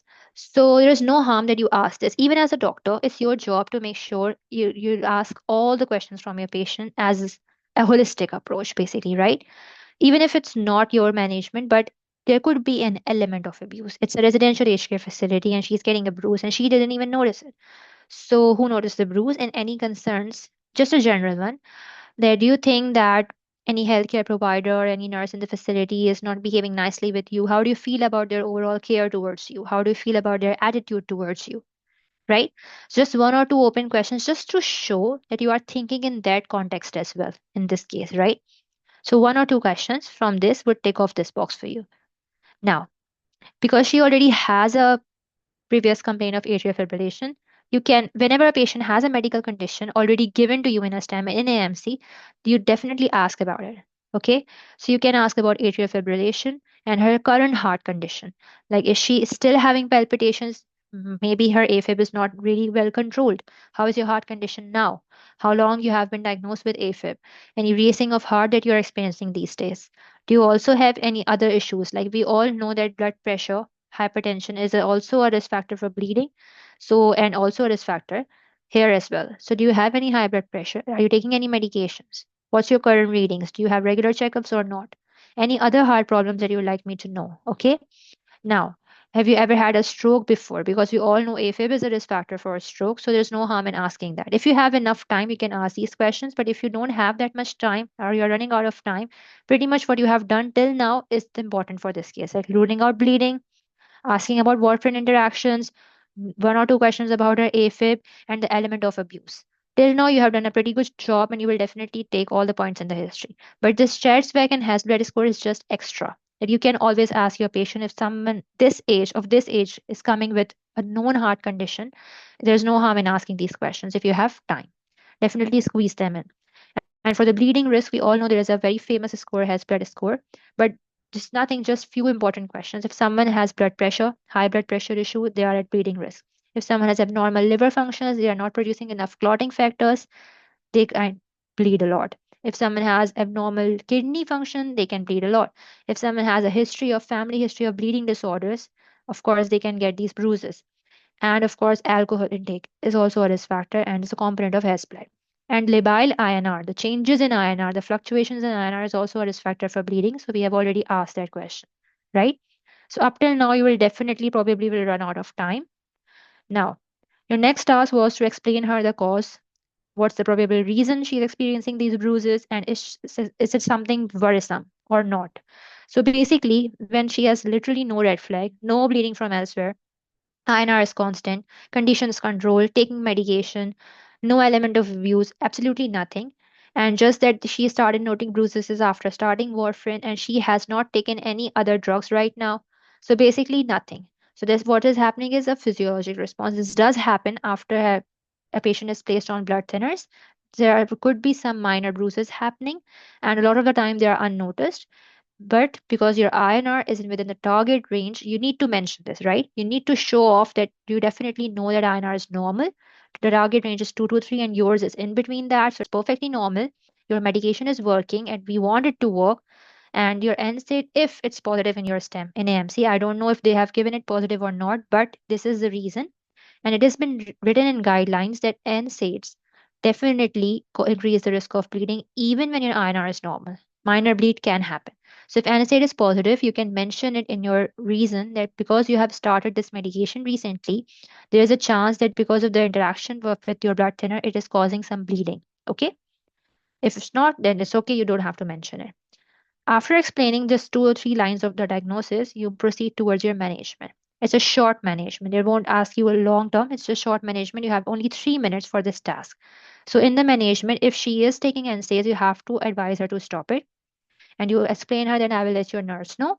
For your pain, if you're experiencing any, I can offer you paracetamol. You don't have to take any NSAIDs. As your bruise is superficial and your INR is in range, we will continue your blood thinner. That's what they are basically judging. That will you stop warfarin just on the basis of this? If the patient is complaining of a minor bruise, or you will not. Okay, so you will not stop it, right? So you can mention it to her. But what we will do, we will monitor your bruise. We will monitor your bruise, we will mark edges if needed, and we will do your INR monitoring very frequently now. Okay? Just to make sure that there's nothing else that is affecting your warfarin and its mechanism and it's causing nothing changes in your INR. Now, for the falls and the skincare prevention, you can mention and I will review your falls risk as well. If that's why she is getting these bumps, so I can review your falls risk and I will let the nurse know. And we will basically advise you gentle handling. And basically, because in this age group, sometimes the skin is very fragile and that's why you get bruises. So I will advise you to moisturize your skin very regularly. And the very important step is to explain her all the red flags. That yes, your bruises are minor. They tend to like get better on their own, your INR is normal, that's a good sign. But there are some other red flags I want you to understand very well. And if you experience any of these, please come back to me. Okay.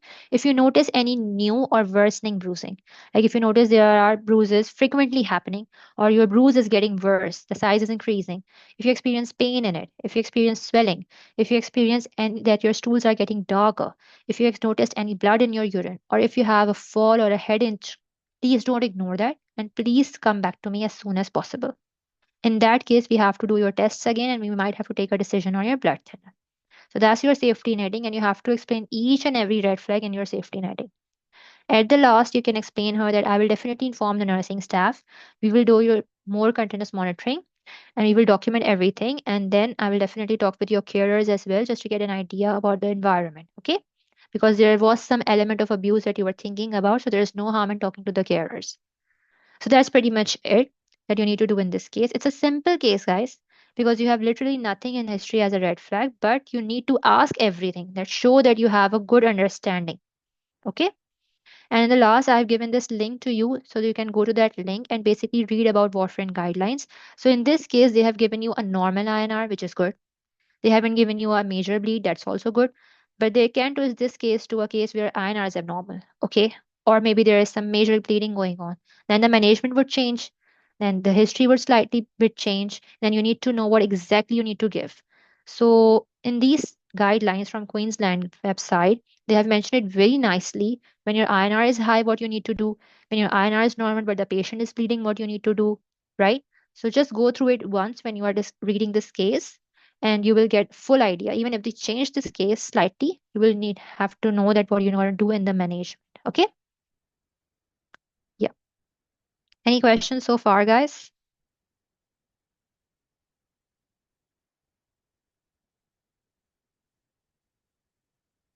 Perfect.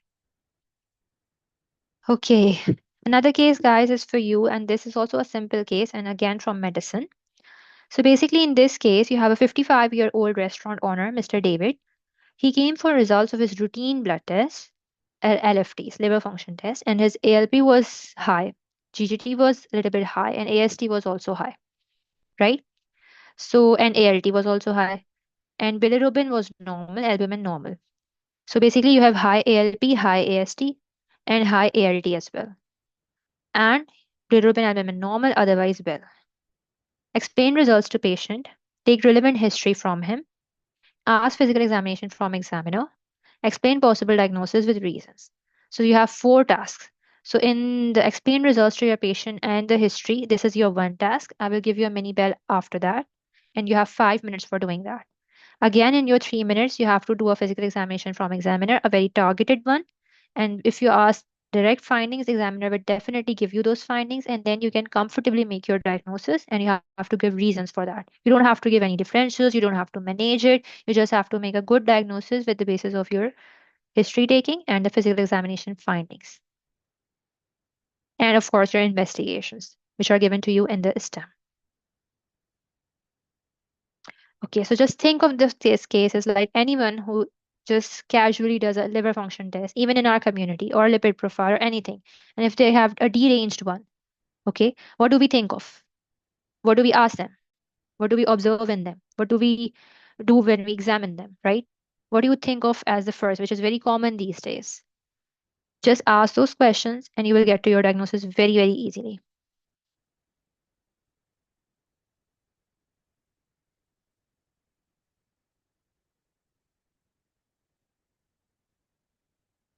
And how you can explain it to your patient in simple, basic layman language that yes, these enzymes are high in your liver test. We do this test to check the function of your liver. This shows that you might have this, whatever you have in your mind, you can explain it to them. And then I will just ask you a few questions to know what the reasons for this is. This is simple case, guys, and you will probably do well. Okay, so you can volunteer to do this one.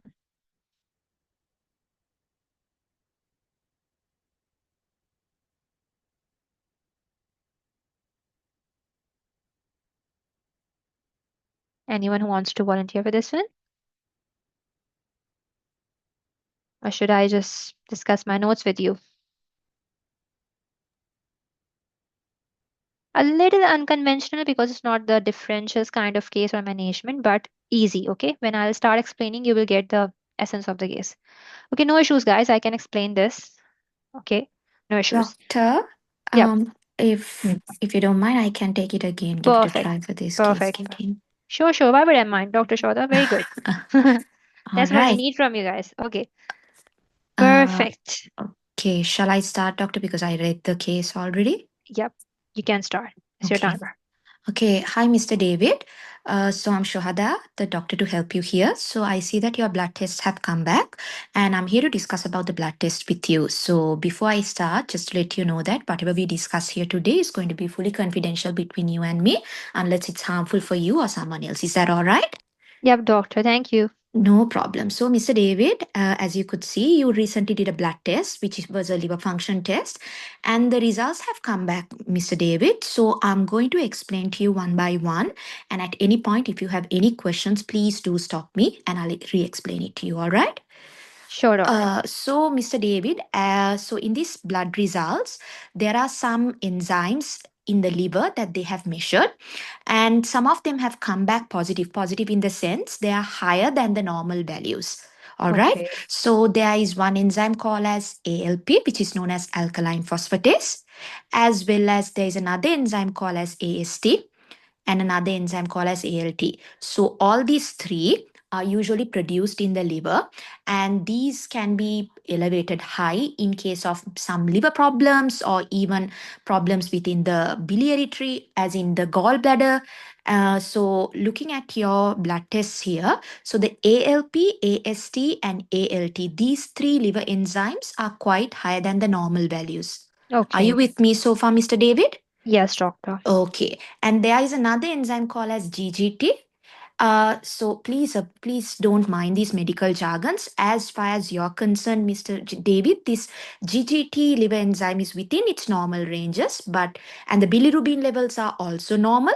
Albumin is also normal. These bilirubin and albumin are two proteins that we find in the liver as well. Are you Okay. with me so far? Yep. So, Mr. David, so like I said, coming back to the higher ones are going to be ALP, AST, and ALT. These three usually goes high in a condition known as transaminitis, which is when these liver enzymes are high, and this can happen due to many multiple reasons. All right. So I'm going Okay. to quickly ask you a few questions to be able to exactly know why this is high. Is that all right with you, Mr. David?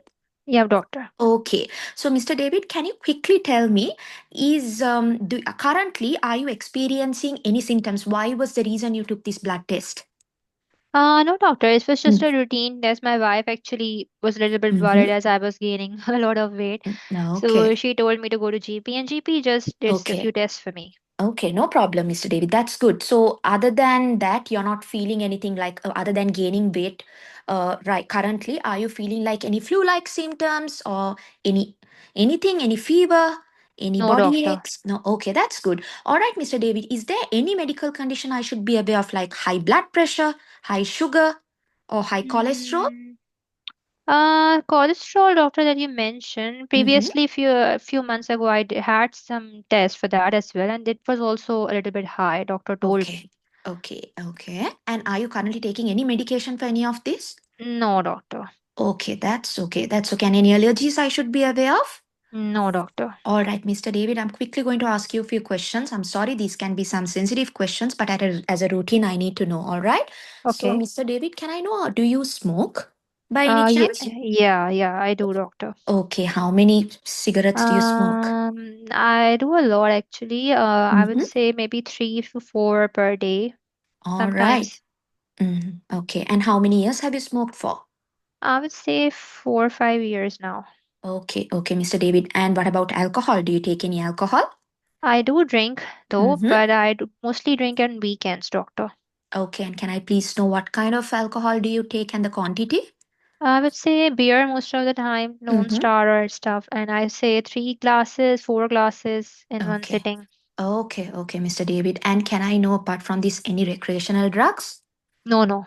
Okay, that's good. Okay, Mr. David, can I please know, recently did you travel anywhere? Have you No, traveled doctor. anywhere? Okay, No. good. And you also told me that you don't have any flu-like symptoms or any fever, anything as No. such, right? Okay, No. have you recently noticed any loss of weight? No, actually, I've gained weight. Okay, and can I know how much weight over how long have you gained? Doctor, I think a lot of people, I actually checked as well. I think Mm-hmm. I've gained 12 kgs in last Mm-hmm. 2 years. No, okay, Mr. David. And do you do any exercise? No, doctor. Okay, and can I know where do you work currently, Mr. David? Yeah, it's mostly I work from home, mostly sitting job. Okay. So so that's one of the reasons why you don't have time to do exercise. Is that correct? Hmm. Okay, and Mr. David, you also told me that you haven't traveled anywhere recently. Is that right? Hmm. Okay, and Mr. David, sorry to ask about this, but it's just a part of routine questioning. Can I please know, are you sexually active currently, Mr. David? Yes, doctor. And that's your time for your next task, Okay, doctor. thank you. Okay, so with regards to the physical examination, I Hmm. need to ask the examiner. All right, Hmm. examiner, can I please know is if my patient is vitally stable? Yes, but what would you like to know in vitals? Temperature? Yep, that's normal, 38 degrees. Okay, and blood pressure? Blood pressure is 110/70. Okay, and the pulse rate? It's 82. And is the patient alert and conscious? Yes. And is the patient's BMI normal? No, your BMI is 32. All right, thank you. And also, examiner on general appearance, is there any jaundice? No. Any skin discoloration like yellowing of the skin? No. Okay, and any paler? No. All right, and on examination of the abdomen, on inspection, am I seeing any visible scars or mass? No. And on palpation, is there any tenderness? No. And especially on the right upper quadrant region, any tenderness? No. Okay. And on percussion, is there any dullness or hyperresonance? No.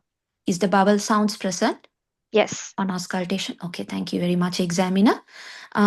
So the possible diagnosis, so I have to explain it to the patient. Hmm. Okay.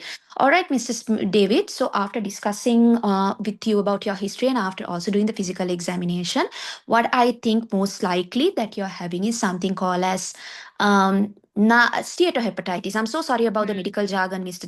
David. Let me explain it to you in a while. So, steatohepatitis is also known as fatty liver. Fatty Hmm. liver disease, this is known as non-alcoholic fatty liver disease. So, Hmm. we can have liver problems due to many reasons. One is alcoholism, one is due to the obesity, like the sedentary lifestyle, diet. And in your case, even though you're taking alcohol, the reason why I was thinking this is non-alcoholic is because in case of alcoholic liver problems, the GGT, the liver enzyme, would have been high. But in your case, the GGT is normal. So that's why I'm thinking more likely that this is because of your sedentary lifestyle. Hmm. So this is the reason why I'm thinking more of a non-alcoholic and also known as, in the medical term, we call it as steatohepatitis. So this is the main reason why I was thinking about it. But then once again, I'm also thinking about alcoholic liver disease, Hmm. which will be my next differential. And I was also thinking about possibly maybe like some. That's it, Okay, doctor. That's thank your you. time up.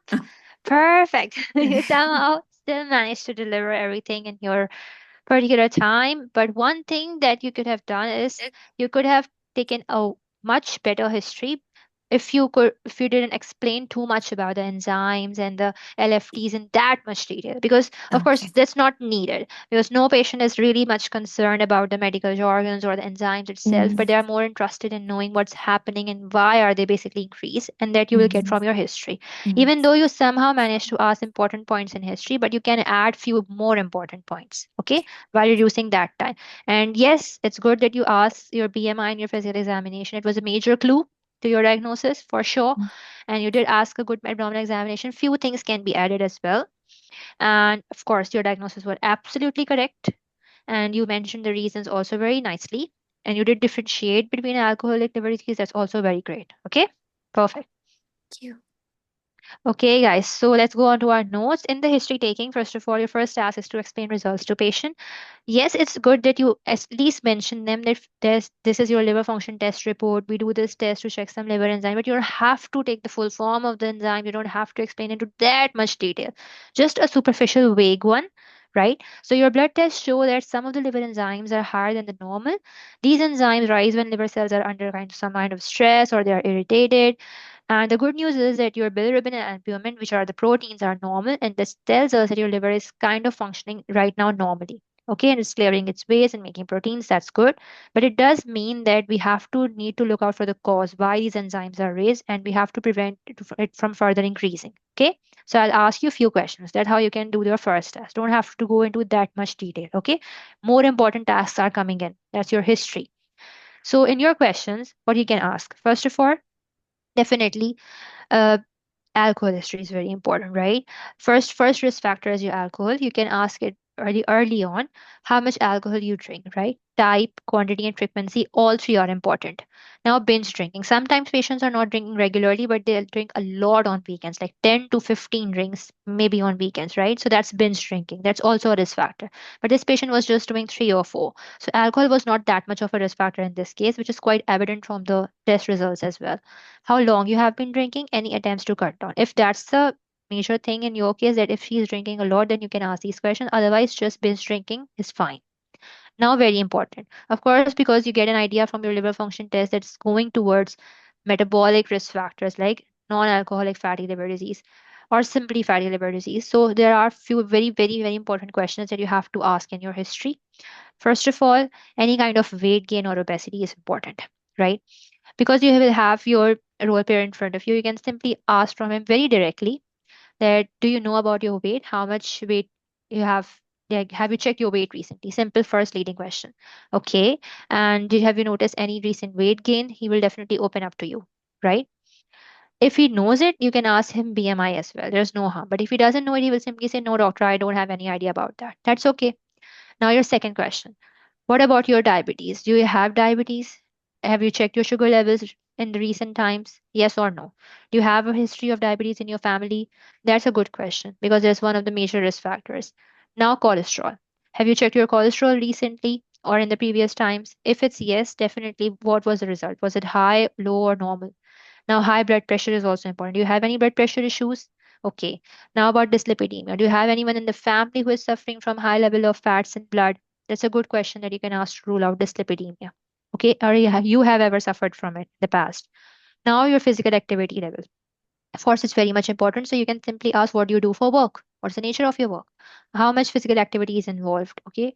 Do you do regular exercise or not? Just one or two questions would give you an idea that, okay, he's basically having a sedentary lifestyle and he's not doing any kind of exercise at all. Now, your diet. What do you usually consume in your daily diet? Like, what do you eat in a day? Simple question. No, nothing particular. When he will let you know about his diet, you can just simply ask, do you also eat any kind of fruits or vegetables or not at all?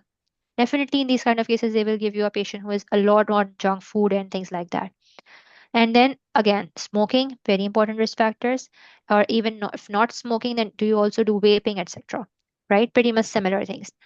These are your risk factors, which are not just metabolic risk factors, but you are also kind of ruling out cardiovascular risk factors, right? And then past medical history. Did you have any kind of heart problems before, any kind of heart attacks? Did you have any pain of angina before? You can ask about if he has any previous history of strokes, any kind of kidney problems. Do you have any issues with your sleeping? Do you snore very loudly, right? And do you have any breathing issues during your sleep? That's the one question for obstructive sleep apnea, as OSA is a risk factor. So these are the good questions that you can ask in these kind of patients. Now, because your enzymes are raised, so there's no harm in asking about few questions just to rule out hepatitis. So what are the few important questions? Of course, fever is there, flu-like symptoms that doctor asked, yellowish discoloration, you can simply ask from your patient. Any recent travel is important, any recent blood transfusions are important, IV drug use is important. High risk sexual exposure. You can ask about his sexual life, but even if you mention 2 or 3 risk factors for hepatitis and just rule that out and tick off that box, you will be good to go. Okay. So any 3 or 4 of them just to rule out the risk of it. Now, symptoms of liver disease. Of course, because you are suspecting that it could be hepatitis or it could be a CLD as well, a little bit of it. So there's no harm in asking about jaundice. Have you noticed any yellowish discoloration in your eyes or your skin? Are you feeling very tired these days? Have you noticed any tummy pain, especially in the right side of your tummy? Have you noticed any dark urine these days or any pale stools? These are a few good questions. You can ask at least 3 of them just to rule that out. Okay, just to make sure that you are ruling out CLD, you are ruling out hepatitis, you have ruled out your metabolic risk factors, cardiovascular risk factors, and your alcohol history.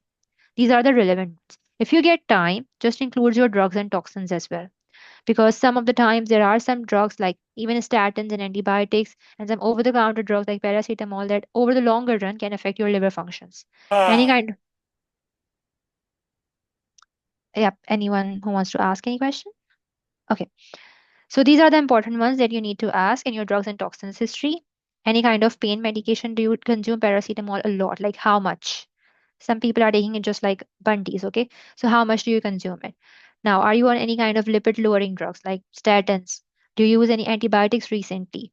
Are you on any kind of herbal supplements? Okay, that's it. Family history. What's important in family history? Heart issues, cholesterol issues, right? So these you can ask. Anyone in your family suffers from any heart issues? Anyone suffers from heart attack?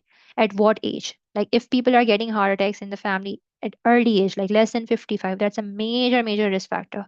And then if anyone in the family has increased level of fats in blood, that means there's a familial hypercholesterolemia running on. That's also a risk factor, right?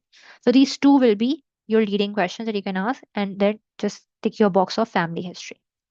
Now, your next task was to ask your physical examination from examiner. And again, if you didn't ask leading questions, you will not be given findings. Simple as that.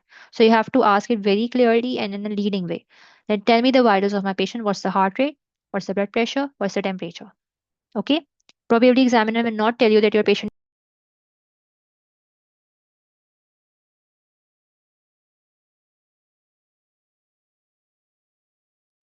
Okay. Can you hear me now? Yeah. Yeah, I thought I mistakenly just clicked muted. Can you hear me now, guys? Just mention it. Yeah, perfect, perfect, perfect, perfect. Okay. Okay, so yeah. So in your physical examination, you have to ask very leading questions that you mentioned that yes, I want to know my heart rate, blood pressure, and temperature. Perfect. And what about the BMI of my patient? Can I know that? Yes, your BMI is this, whatever the examiner has given to you. Definitely in this case, they will give you a high BMI patient above 30, probably. And one more thing, not just the BMI is enough. Waist circumference is also very important, right? So, can I know the waist circumference of my patient? In men, we have more than 94 centimeter, which is significant, and in women, we have more than 80 centimeter, which is significant, right? If it's not available, they will simply say it's not available. Okay. Can I know if my patient has any kind signs of jaundice in his eyes? Okay. If he has any lipid deposits around eye, such as, or simply, does he have any xanthelisma? If you don't remember the name, just lipid deposits around the eye. And does he have any, even just 1 or 2 would be fine for ruling out CLD. Does he have any pulmonary edema? Okay, no, fine. Does he have any muscle wasting? No, fine. On abdominal examination, that's very important. So on abdominal examination, just like doctor did it very nicely, on inspection, palpation, percussion, and auscultation. So you can do it stepwise. At on inspection, can I see any visible mass or swelling? Because we do have CLD in our differential, so we are basically thinking of distension. So do we have any distension? Do I have any spider nevi? On palpation, do I have any tenderness in abdomen? Right? Now for your viscera, there could be a possible hepatomegaly there. Okay, so you have to ask very specifically, do I have any signs of hepatomegaly? Right? And what is the liver span? If it's available, they will tell you. What about any kind of splenomegaly? No? Fine. And yes, what about any kind of like bowel sounds are present or not, any kind of guarding or rigidity? Fine. There was nothing positive. Well done. Good to go. So basically, in your physical examination, only important thing was your general examination finding, right? Your BMI, your waist circumference, and if there is any lipid deposits, anything like that, that will give you a clue. Otherwise, your patient will be definitely very much vitally stable. Now, up till now, you have your physical examination findings, you have a very good history taking, and you have your investigation. So you are in a position that you can comfortably make a diagnosis of non alcoholic fatty liver disease. and you have your reasons for it. Now you have basically three reasons. You have your investigation report with you. You can give that as a reason to your patient. You have your physical examination finding. You have your basically all risk factors in your history. He has a sedentary lifestyle. He has gained weight. He has poor diet. But might be he having a family history, whatever. So you can mention all of the reasons just to support your diagnosis. And that's what they want from you in the case, right? Once you are done with explaining that you are suffering from fatty liver disease, non-alcoholic fatty liver disease, because alcohol is not the reason for it, it's your lifestyle, it's your other environmental factors that are contributing. Okay. And I was also thinking about alcohol related liver disease, but you're not drinking too much, and the pattern in your liver function test also does not reflect that. That's it. You don't have to go into that much detail, and you don't have to explain any differentials because that's not your task in this case. And just one line, if you have enough time in your case and the bell is not rang yet, you can just mention that, yes, this is reversible. We can work on your lifestyle changes and I will give you a plan and we can work on it and make it better. Okay.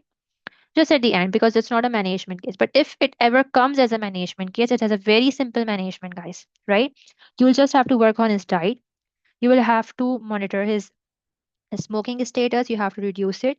If he is drinking any alcohol, you can advise him that alcohol is not good for you in any way. Even alcohol is not the reason, but still you have to cut it down. Diet, you have to explain him his Mediterranean diet, include more fruits and vegetables, eat less junk. Weight loss, very important. For weight loss, you can explain him through diet and exercise. I can refer you to exercise physiologists. These are the basic points that you need to do if it ever comes as a management case. Okay. Just don't go blank. Just work on each and every risk factor that you have found in the history, and you can easily do the management. Okay. Perfect. So this was a simple case, and in the history, you will definitely get leading points and you can comfortably make your diagnosis. Okay, should we ask CVS risk factors in all liver pathologies? No. But in this case, when you have metabolic risk factors, you are definitely ruling out your cardiovascular risk. Okay. It will show very nice to your examiner that, yes, I am thinking about these risk factors in this middle aged male who is suffering from these risk factors. And if you have a major task of history, like 5 minutes, you will definitely have a lot of time. Okay. Perfect. Now, as your last case of today, guys, you have this patient who is 75-year-old Michael, post knee replacement, and his symptoms has recovered, but now he was waiting for his physio assessment and started showing abusive behavior.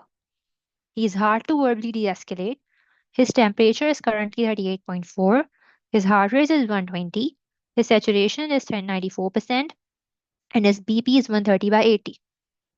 Your task is to explain diagnosis and differentials to his daughter, counsel about management plan to doctor, as she is next of kin. So she definitely has consent to talk about her father. Okay. Anyone who wants to role play this one with me? From the stem of this case, you might get an idea where this is leading to. A very, very common thing that we see in our hospitals, in post-op patients, especially, and how we manage it. Yes. Yes. Is it delirium? Yes. So that's what you have to explain in a layman language to her daughter and the reasons for it. So basically, differentials are the reasons of delirium, right? Delirium itself is not a diagnosis, right? It's a condition. So there are a lot of reasons involved that can cause delirium. So that you have to explain as many as you can. And then you have to explain her what you're going to do. What will your next steps be? Which is also quite simple, right? You have your vitals in your stem. You need to know from where to start in your management. So anyone who wants to do this one with me? Doctor, can I try? Sure, doctor. Yeah. Have you gone through the stem yet? Just 1 minute. Sure.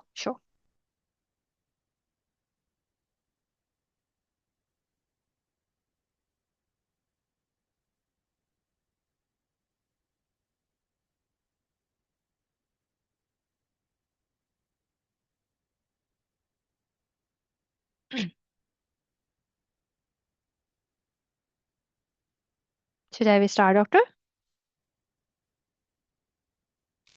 Okay, so remember for this one, doctor, that your first task is for 2 minutes only. Okay? Yes, yeah. For that, you just have to explain me the condition of my father and as many differentials as you can. As soon as I tell you that your mini bell has rung, proceed to your next task, then you proceed towards your management. Okay? Okay. Perfect. So your time starts now. Okay. Thank you. Hello, I'm one of the doctors today here in the GP clinic. May I confirm your name and age, please? The name and age of your patient?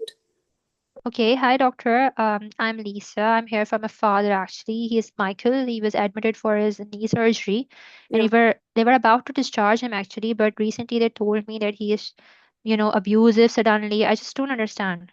Yeah, sure. So, Lisa, nice meeting you. I'm so sorry to know about your father. First of all, I'd like to know whether you have the authority or the consent on the behalf of to talk on behalf of your daughter, of your father. Sorry.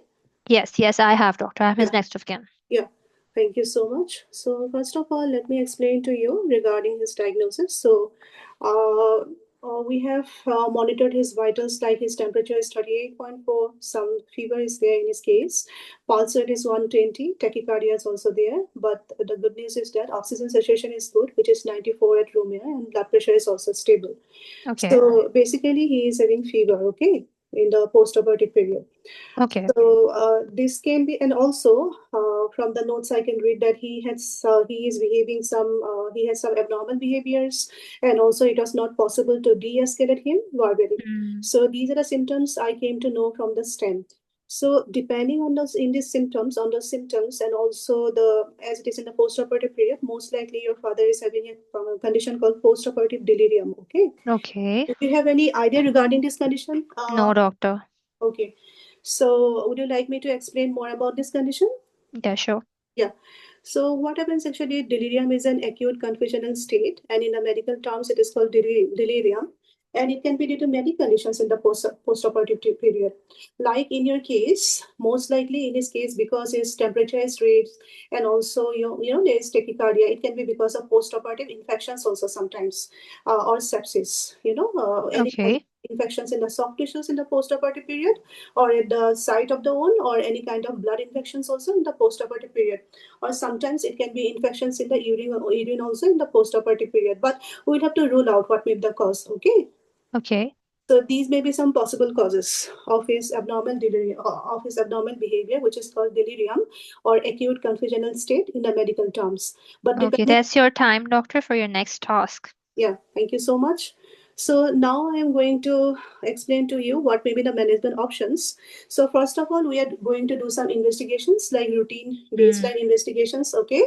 And maybe to rule out sepsis, there is a group of investigations which are called delirium to rule out sepsis and the delirium. What may be the causes of delirium? Like routine blood investigations. Then we'll look for the ESR, CRP, and also urine infections, urine culture and sensitivity, blood culture, and also we may take some urine samples and swabs from the wound site to rule out if there is any infections or something like that.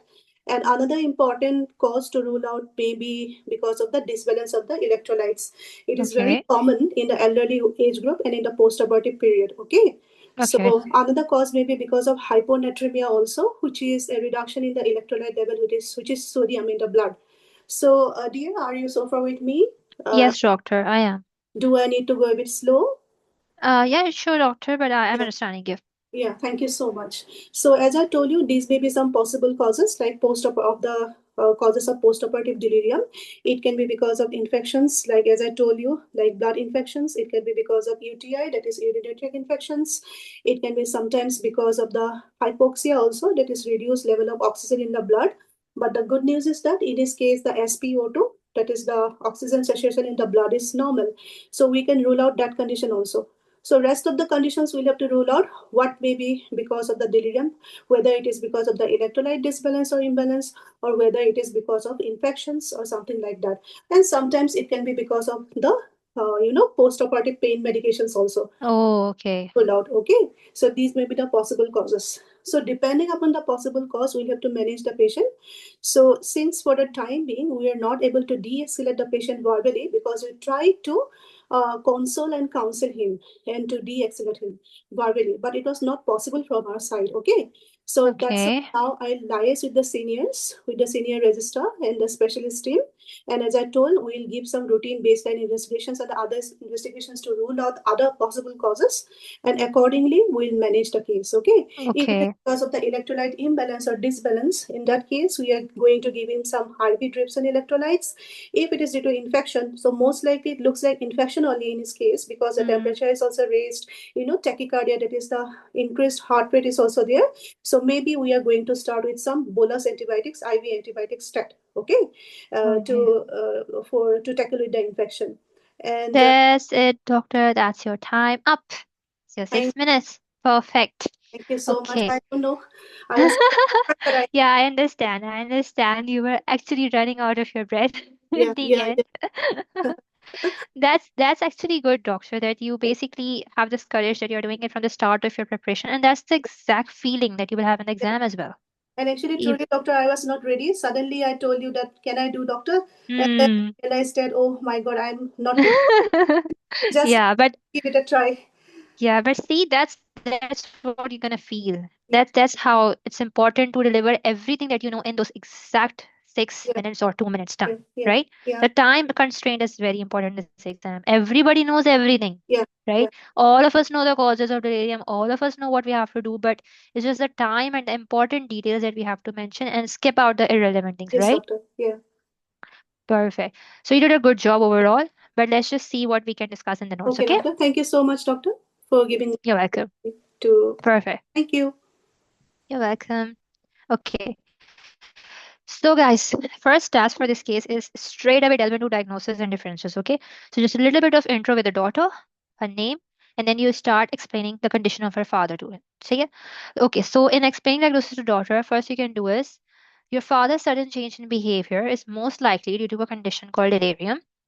You just have to explain it in one line what delirium is, because you have to jump into the causes right away. Okay. So, don't go into too much fancy definition or anything. What you can explain is delirium is a sudden disturbance in brain function and is quite common in older patients, especially after surgeries. Okay, it can cause confusion and agitation and sometimes aggressive or unusual behavior. That's what your father is suffering from right now. This is not a psychiatric issue. It does not mean that he is permanently confused. In most cases, we can improve it while treating the major cause, the underlying cause. Okay. So the possible reasons why it is happening in your father's case is that we have done his vitals, like we have checked his temperature, etc., and he has currently has a fever and he has a fast heart rate as well, which suggests that there may be an infection going on or an inflammation triggering this delirium. After surgery, even a small infection can affect the brain temporarily. Okay, so this is what is our reason. And what I am suspecting is a post-op delirium secondary to infection, possible sepsis. Just name it very, very clearly. Okay. Don't think about too much that, okay, maybe sepsis is a jargon. No, it's not. You have to name it just to show that you clearly think of sepsis as the cause of delirium.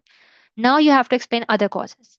But there are few other important causes that we always consider in patients with delirium. That is infections due to chest infection, pneumonias, UTIs, urinary tract infections, some surgical site infections, some meningitis and encephalitis that are brain infections. Just name them. You don't have to explain them. Because it's your task in exam, don't worry too much that, okay, maybe daughter is not understanding me. No. You have to name your differentials, as many as you can. As soon as the bell rings, when you hear your mini bell, then proceed towards management. Don't start explaining management right now. Okay. Tell as many causes as you can. So I was also thinking about the medication. Medications. Sorry, guys. 1 second.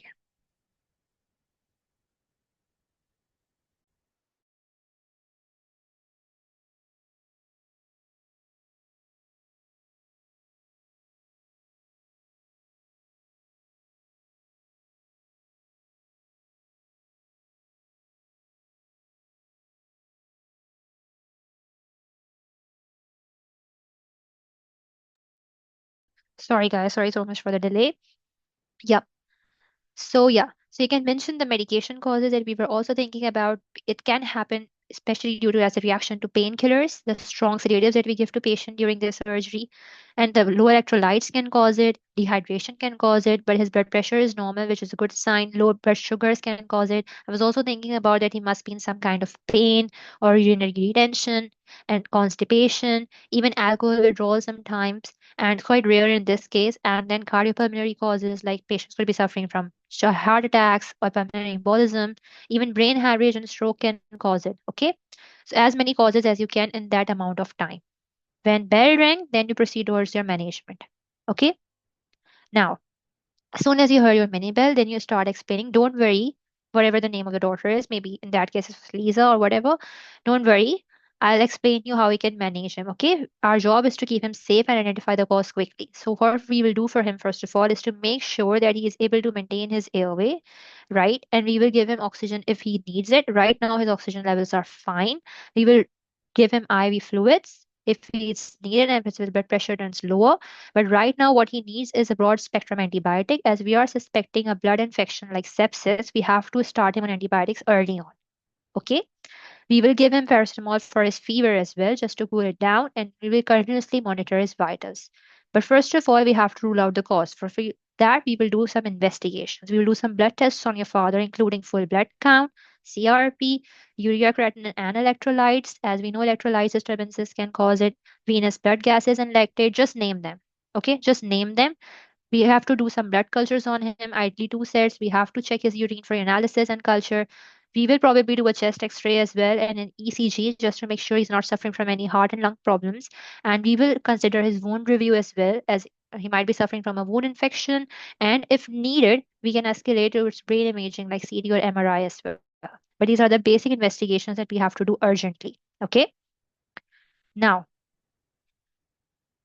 why am I saying is to just mention all of them? It's important that you mention as many investigations as possible rather than try to explain too much. That we will do venous blood gases, what we will check in them, we will do lactate. She doesn't know, right? You have to explain it just to show that you know what kind of steps are you going to take. And even the broad spectrum antibiotic, you don't have to name exactly because it definitely depends on every hospital guidelines, right? You just have to mention that yes, I'm going to use a broad spectrum as it can cover as many infections as possible. And we are suspecting sepsis. And yes, fluids definitely as a protocol of it if we need, and we will continuously keep an eye on his blood pressure for that and his oxygen, and definitely a paracetamol for fever. And these are your investigations. Now, with any delirium, we know there is a medical component. We have to manage medications first, investigations, but then there's a non-pharmacologic component as well towards delirium management. What is that component? We try to manage delirium without heavy sedatives, right? First of all, you try to move your father to a quiet room, right? We'll make sure that he see you and other family members in his presence. Not many strange faces, but the known ones. And we will try to make sure that there is a calendar in the room or maybe there is a wall clock because awareness of time and place is also very important. We have to reorient our patients. And I like to make sure that if he wear any glasses or if he wear any hearing aids, please make sure that he has them right on. Okay. And we'll have to make sure that he's not suffering from any excessive pain. So we'll give him good pain control. Sometimes pain is the reason, and we will try our level best to not physically restrain him. That's your first job. You never do it right away. It's the last resort anyway. So we will try to again take these measures and try to verbally de-escalate him. If not, then we will might go towards a sedation, whatever the protocol is. In some hospitals, as if failed after verbal de-escalation, can we? Yes. Now here comes the role of your medical component, right? So in some hospitals, still they are using low dose haloperidol or droperidol, but most of the hospitals are now using IV midazolam, right? IM midazolam or IV, right? So then, only then, if we are failed to de-escalate him again after taking these measures, then we can go towards medication like a low dose haloperidol or depending on what our hospital uses, even midazolam. These medications are used to control the agitation of patient. That you can explain to daughter, right? Just name them only if we still fail to manage him verbally. Okay. If we fail to manage after doing these measures, these delirium specific care. Now, as the last resort, if nothing works, which I wish it doesn't, but if nothing works, then we might have to go towards physically restraining him. But this we never do as our first option. Just to reassure her that we are not going to straight away put your father on, bind him to the bed or anything like that. Okay. Now, you can also mention just a quick line in the end that you will try to allocate one nurse to him specifically just to watch the activities going on in his room as well. Now, at the end of the day, reassurance is, of course, very important. I know this behavior can be distressing to see for you, but delirium is temporary and reversible. Once we treat the cause, most often the infection, in this case, the sepsis that we are suspecting, patients usually return to their normal behavior, but it takes few days. Okay. As his next of kin, we will keep you updated and involve you in decisions as he's not able to make any by himself right now because he does not have the mental capacity, right? So we will involve you and we will take decisions after informing you. So that's what pretty much you need to do. Just try to touch every box. Investigations. Yeah. CTPA, is it needed to rule out embolism in post-op? It's needed. It's an last investigation you can add, but it's not like, of course, not your first choice, right? You can do as many investigations, rule out as many causes, right? There's no right or wrong in that. If you mention it, good. Even if you don't mention it, that's also good. You will not fail because of this one investigation. Because in this particular case, first of all, try to mention as many investigations and as many blood work that you can mention to rule out sepsis first. Sepsis is more important. And then, of course, whatever you can mention to rule out other causes, yes, you can mention them. Okay. Okay, so yeah, and try to mention as many differences as you can. Just stop when you hear that mini bit and then go on towards your management. Even if you remember something else in your during when you are doing your management in this kind of case, you can still mention that I was thinking about these causes as well, and definitely I will do these investigations to rule them out. When you are starting to mention investigations, you are doing a lot of them, right? So even if you forget to mention few differentials in that 2 minutes, you can still mention them in your management. There's no harm in doing that. Better safe than sorry. Okay. And yes, in your management plan, try to first try remember your ABCs, right? And your particular management of sepsis, which is antibiotic, and then proceed towards your investigations, pretty much all of them, whatever you remember, and definitely the sepsis protocol first. And then your non-pharmacologic management is also important. Do not miss that. That is very important. Okay. And then, of course, as a last resort, I will definitely what medications you're going to use to control him. And very, very last resort is physical restraint. And again, a little bit of reassurance. Perfect. And this case will be very easy. Okay. I think I've taken a lot of your time, guys. It's 10:48 already. Any questions right now, guys? Yes, doc. Just asking, are they giving the mini bell nowadays? Yes, yes, they surely are. And it's a very traumatizing sound, by the way. Yes, they Okay. are. Okay. Yes, they are. As soon as you hear your mini bell, just proceed to your next task. Just Oh, jump into straight away. Okay? Do not waste any more time. okay. That's a good too, because you can jump to sex. Yeah. For sure. Just don't Mm, waste any more time as soon as you hear your mini bell. Thank Any you. other questions, guys? Any of your, if you have in your mind regarding AMC or anything? Although I've taken a lot of your time. Sorry for that. Do they show the time or just wait for a bell? No, they don't show you time, guys. You just hear mini bell. Like, okay. So basically, your exam environment is like this. You're outside the room. You have a stem, okay, in the screen. You can read your full stem, your task. In the stem, a lot of the times it's already mentioned that for history taken, you have 2 minutes, like it's written 2 minutes. And then again, when you go inside, you will do your history as your first task, okay? And then you will hear your mini bell somewhere in between. It's just a mini bell, like tring, just like that. And when you hear it, proceed towards your diagnosis immediately. Do not waste time that, okay, let me ask few questions. No, just proceed to your next task because you're already running short. It's just 2 minutes that you are left in your case, okay? There will be no time shown inside the room. Remember that. It's just a mini bell. So do not ignore it. It's very obvious, okay? You will definitely hear it. And Okay, guys? And what about the scenario? There's also a screen inside the room too. yes. You have the similar screen inside the room. You can go through your stand once again. Yes, it's the common thing. Obviously, nobody can remember what were my tasks. Yeah, Yes, that's we true. forgot about it. Yeah. So you have your screen in front of you. Don't panic. Just have a look. Okay, my next task is diagnosis and inferences. Okay, my next task is management. Fine. I'll do that. That's good. Perfect, guys. Any other questions?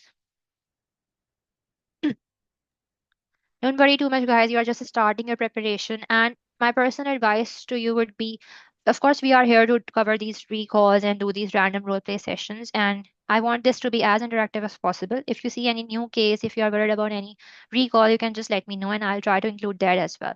But remember, at this stage of your preparation, don't focus too much on recalls or anything. Try to first cover your basics, basic concepts, basic medicine topics, system wise, right? Neuro, cardio, respiratory. And if you have good grip on those, definitely in exam, you will not feel clueless. If you have good list of differentials, you will definitely pass. It's the differentials that's going to pass you. Okay. Try to make as many differentials as you can when you see the stem. Make it your habit. Perfect, guys. I hope you enjoy today's session. Let me stop the recording.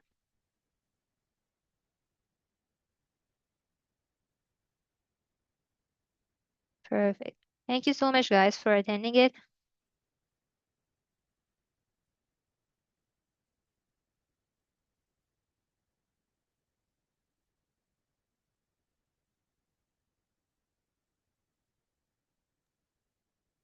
All right, everyone. So that's it for tonight. I hope you guys enjoyed the session today.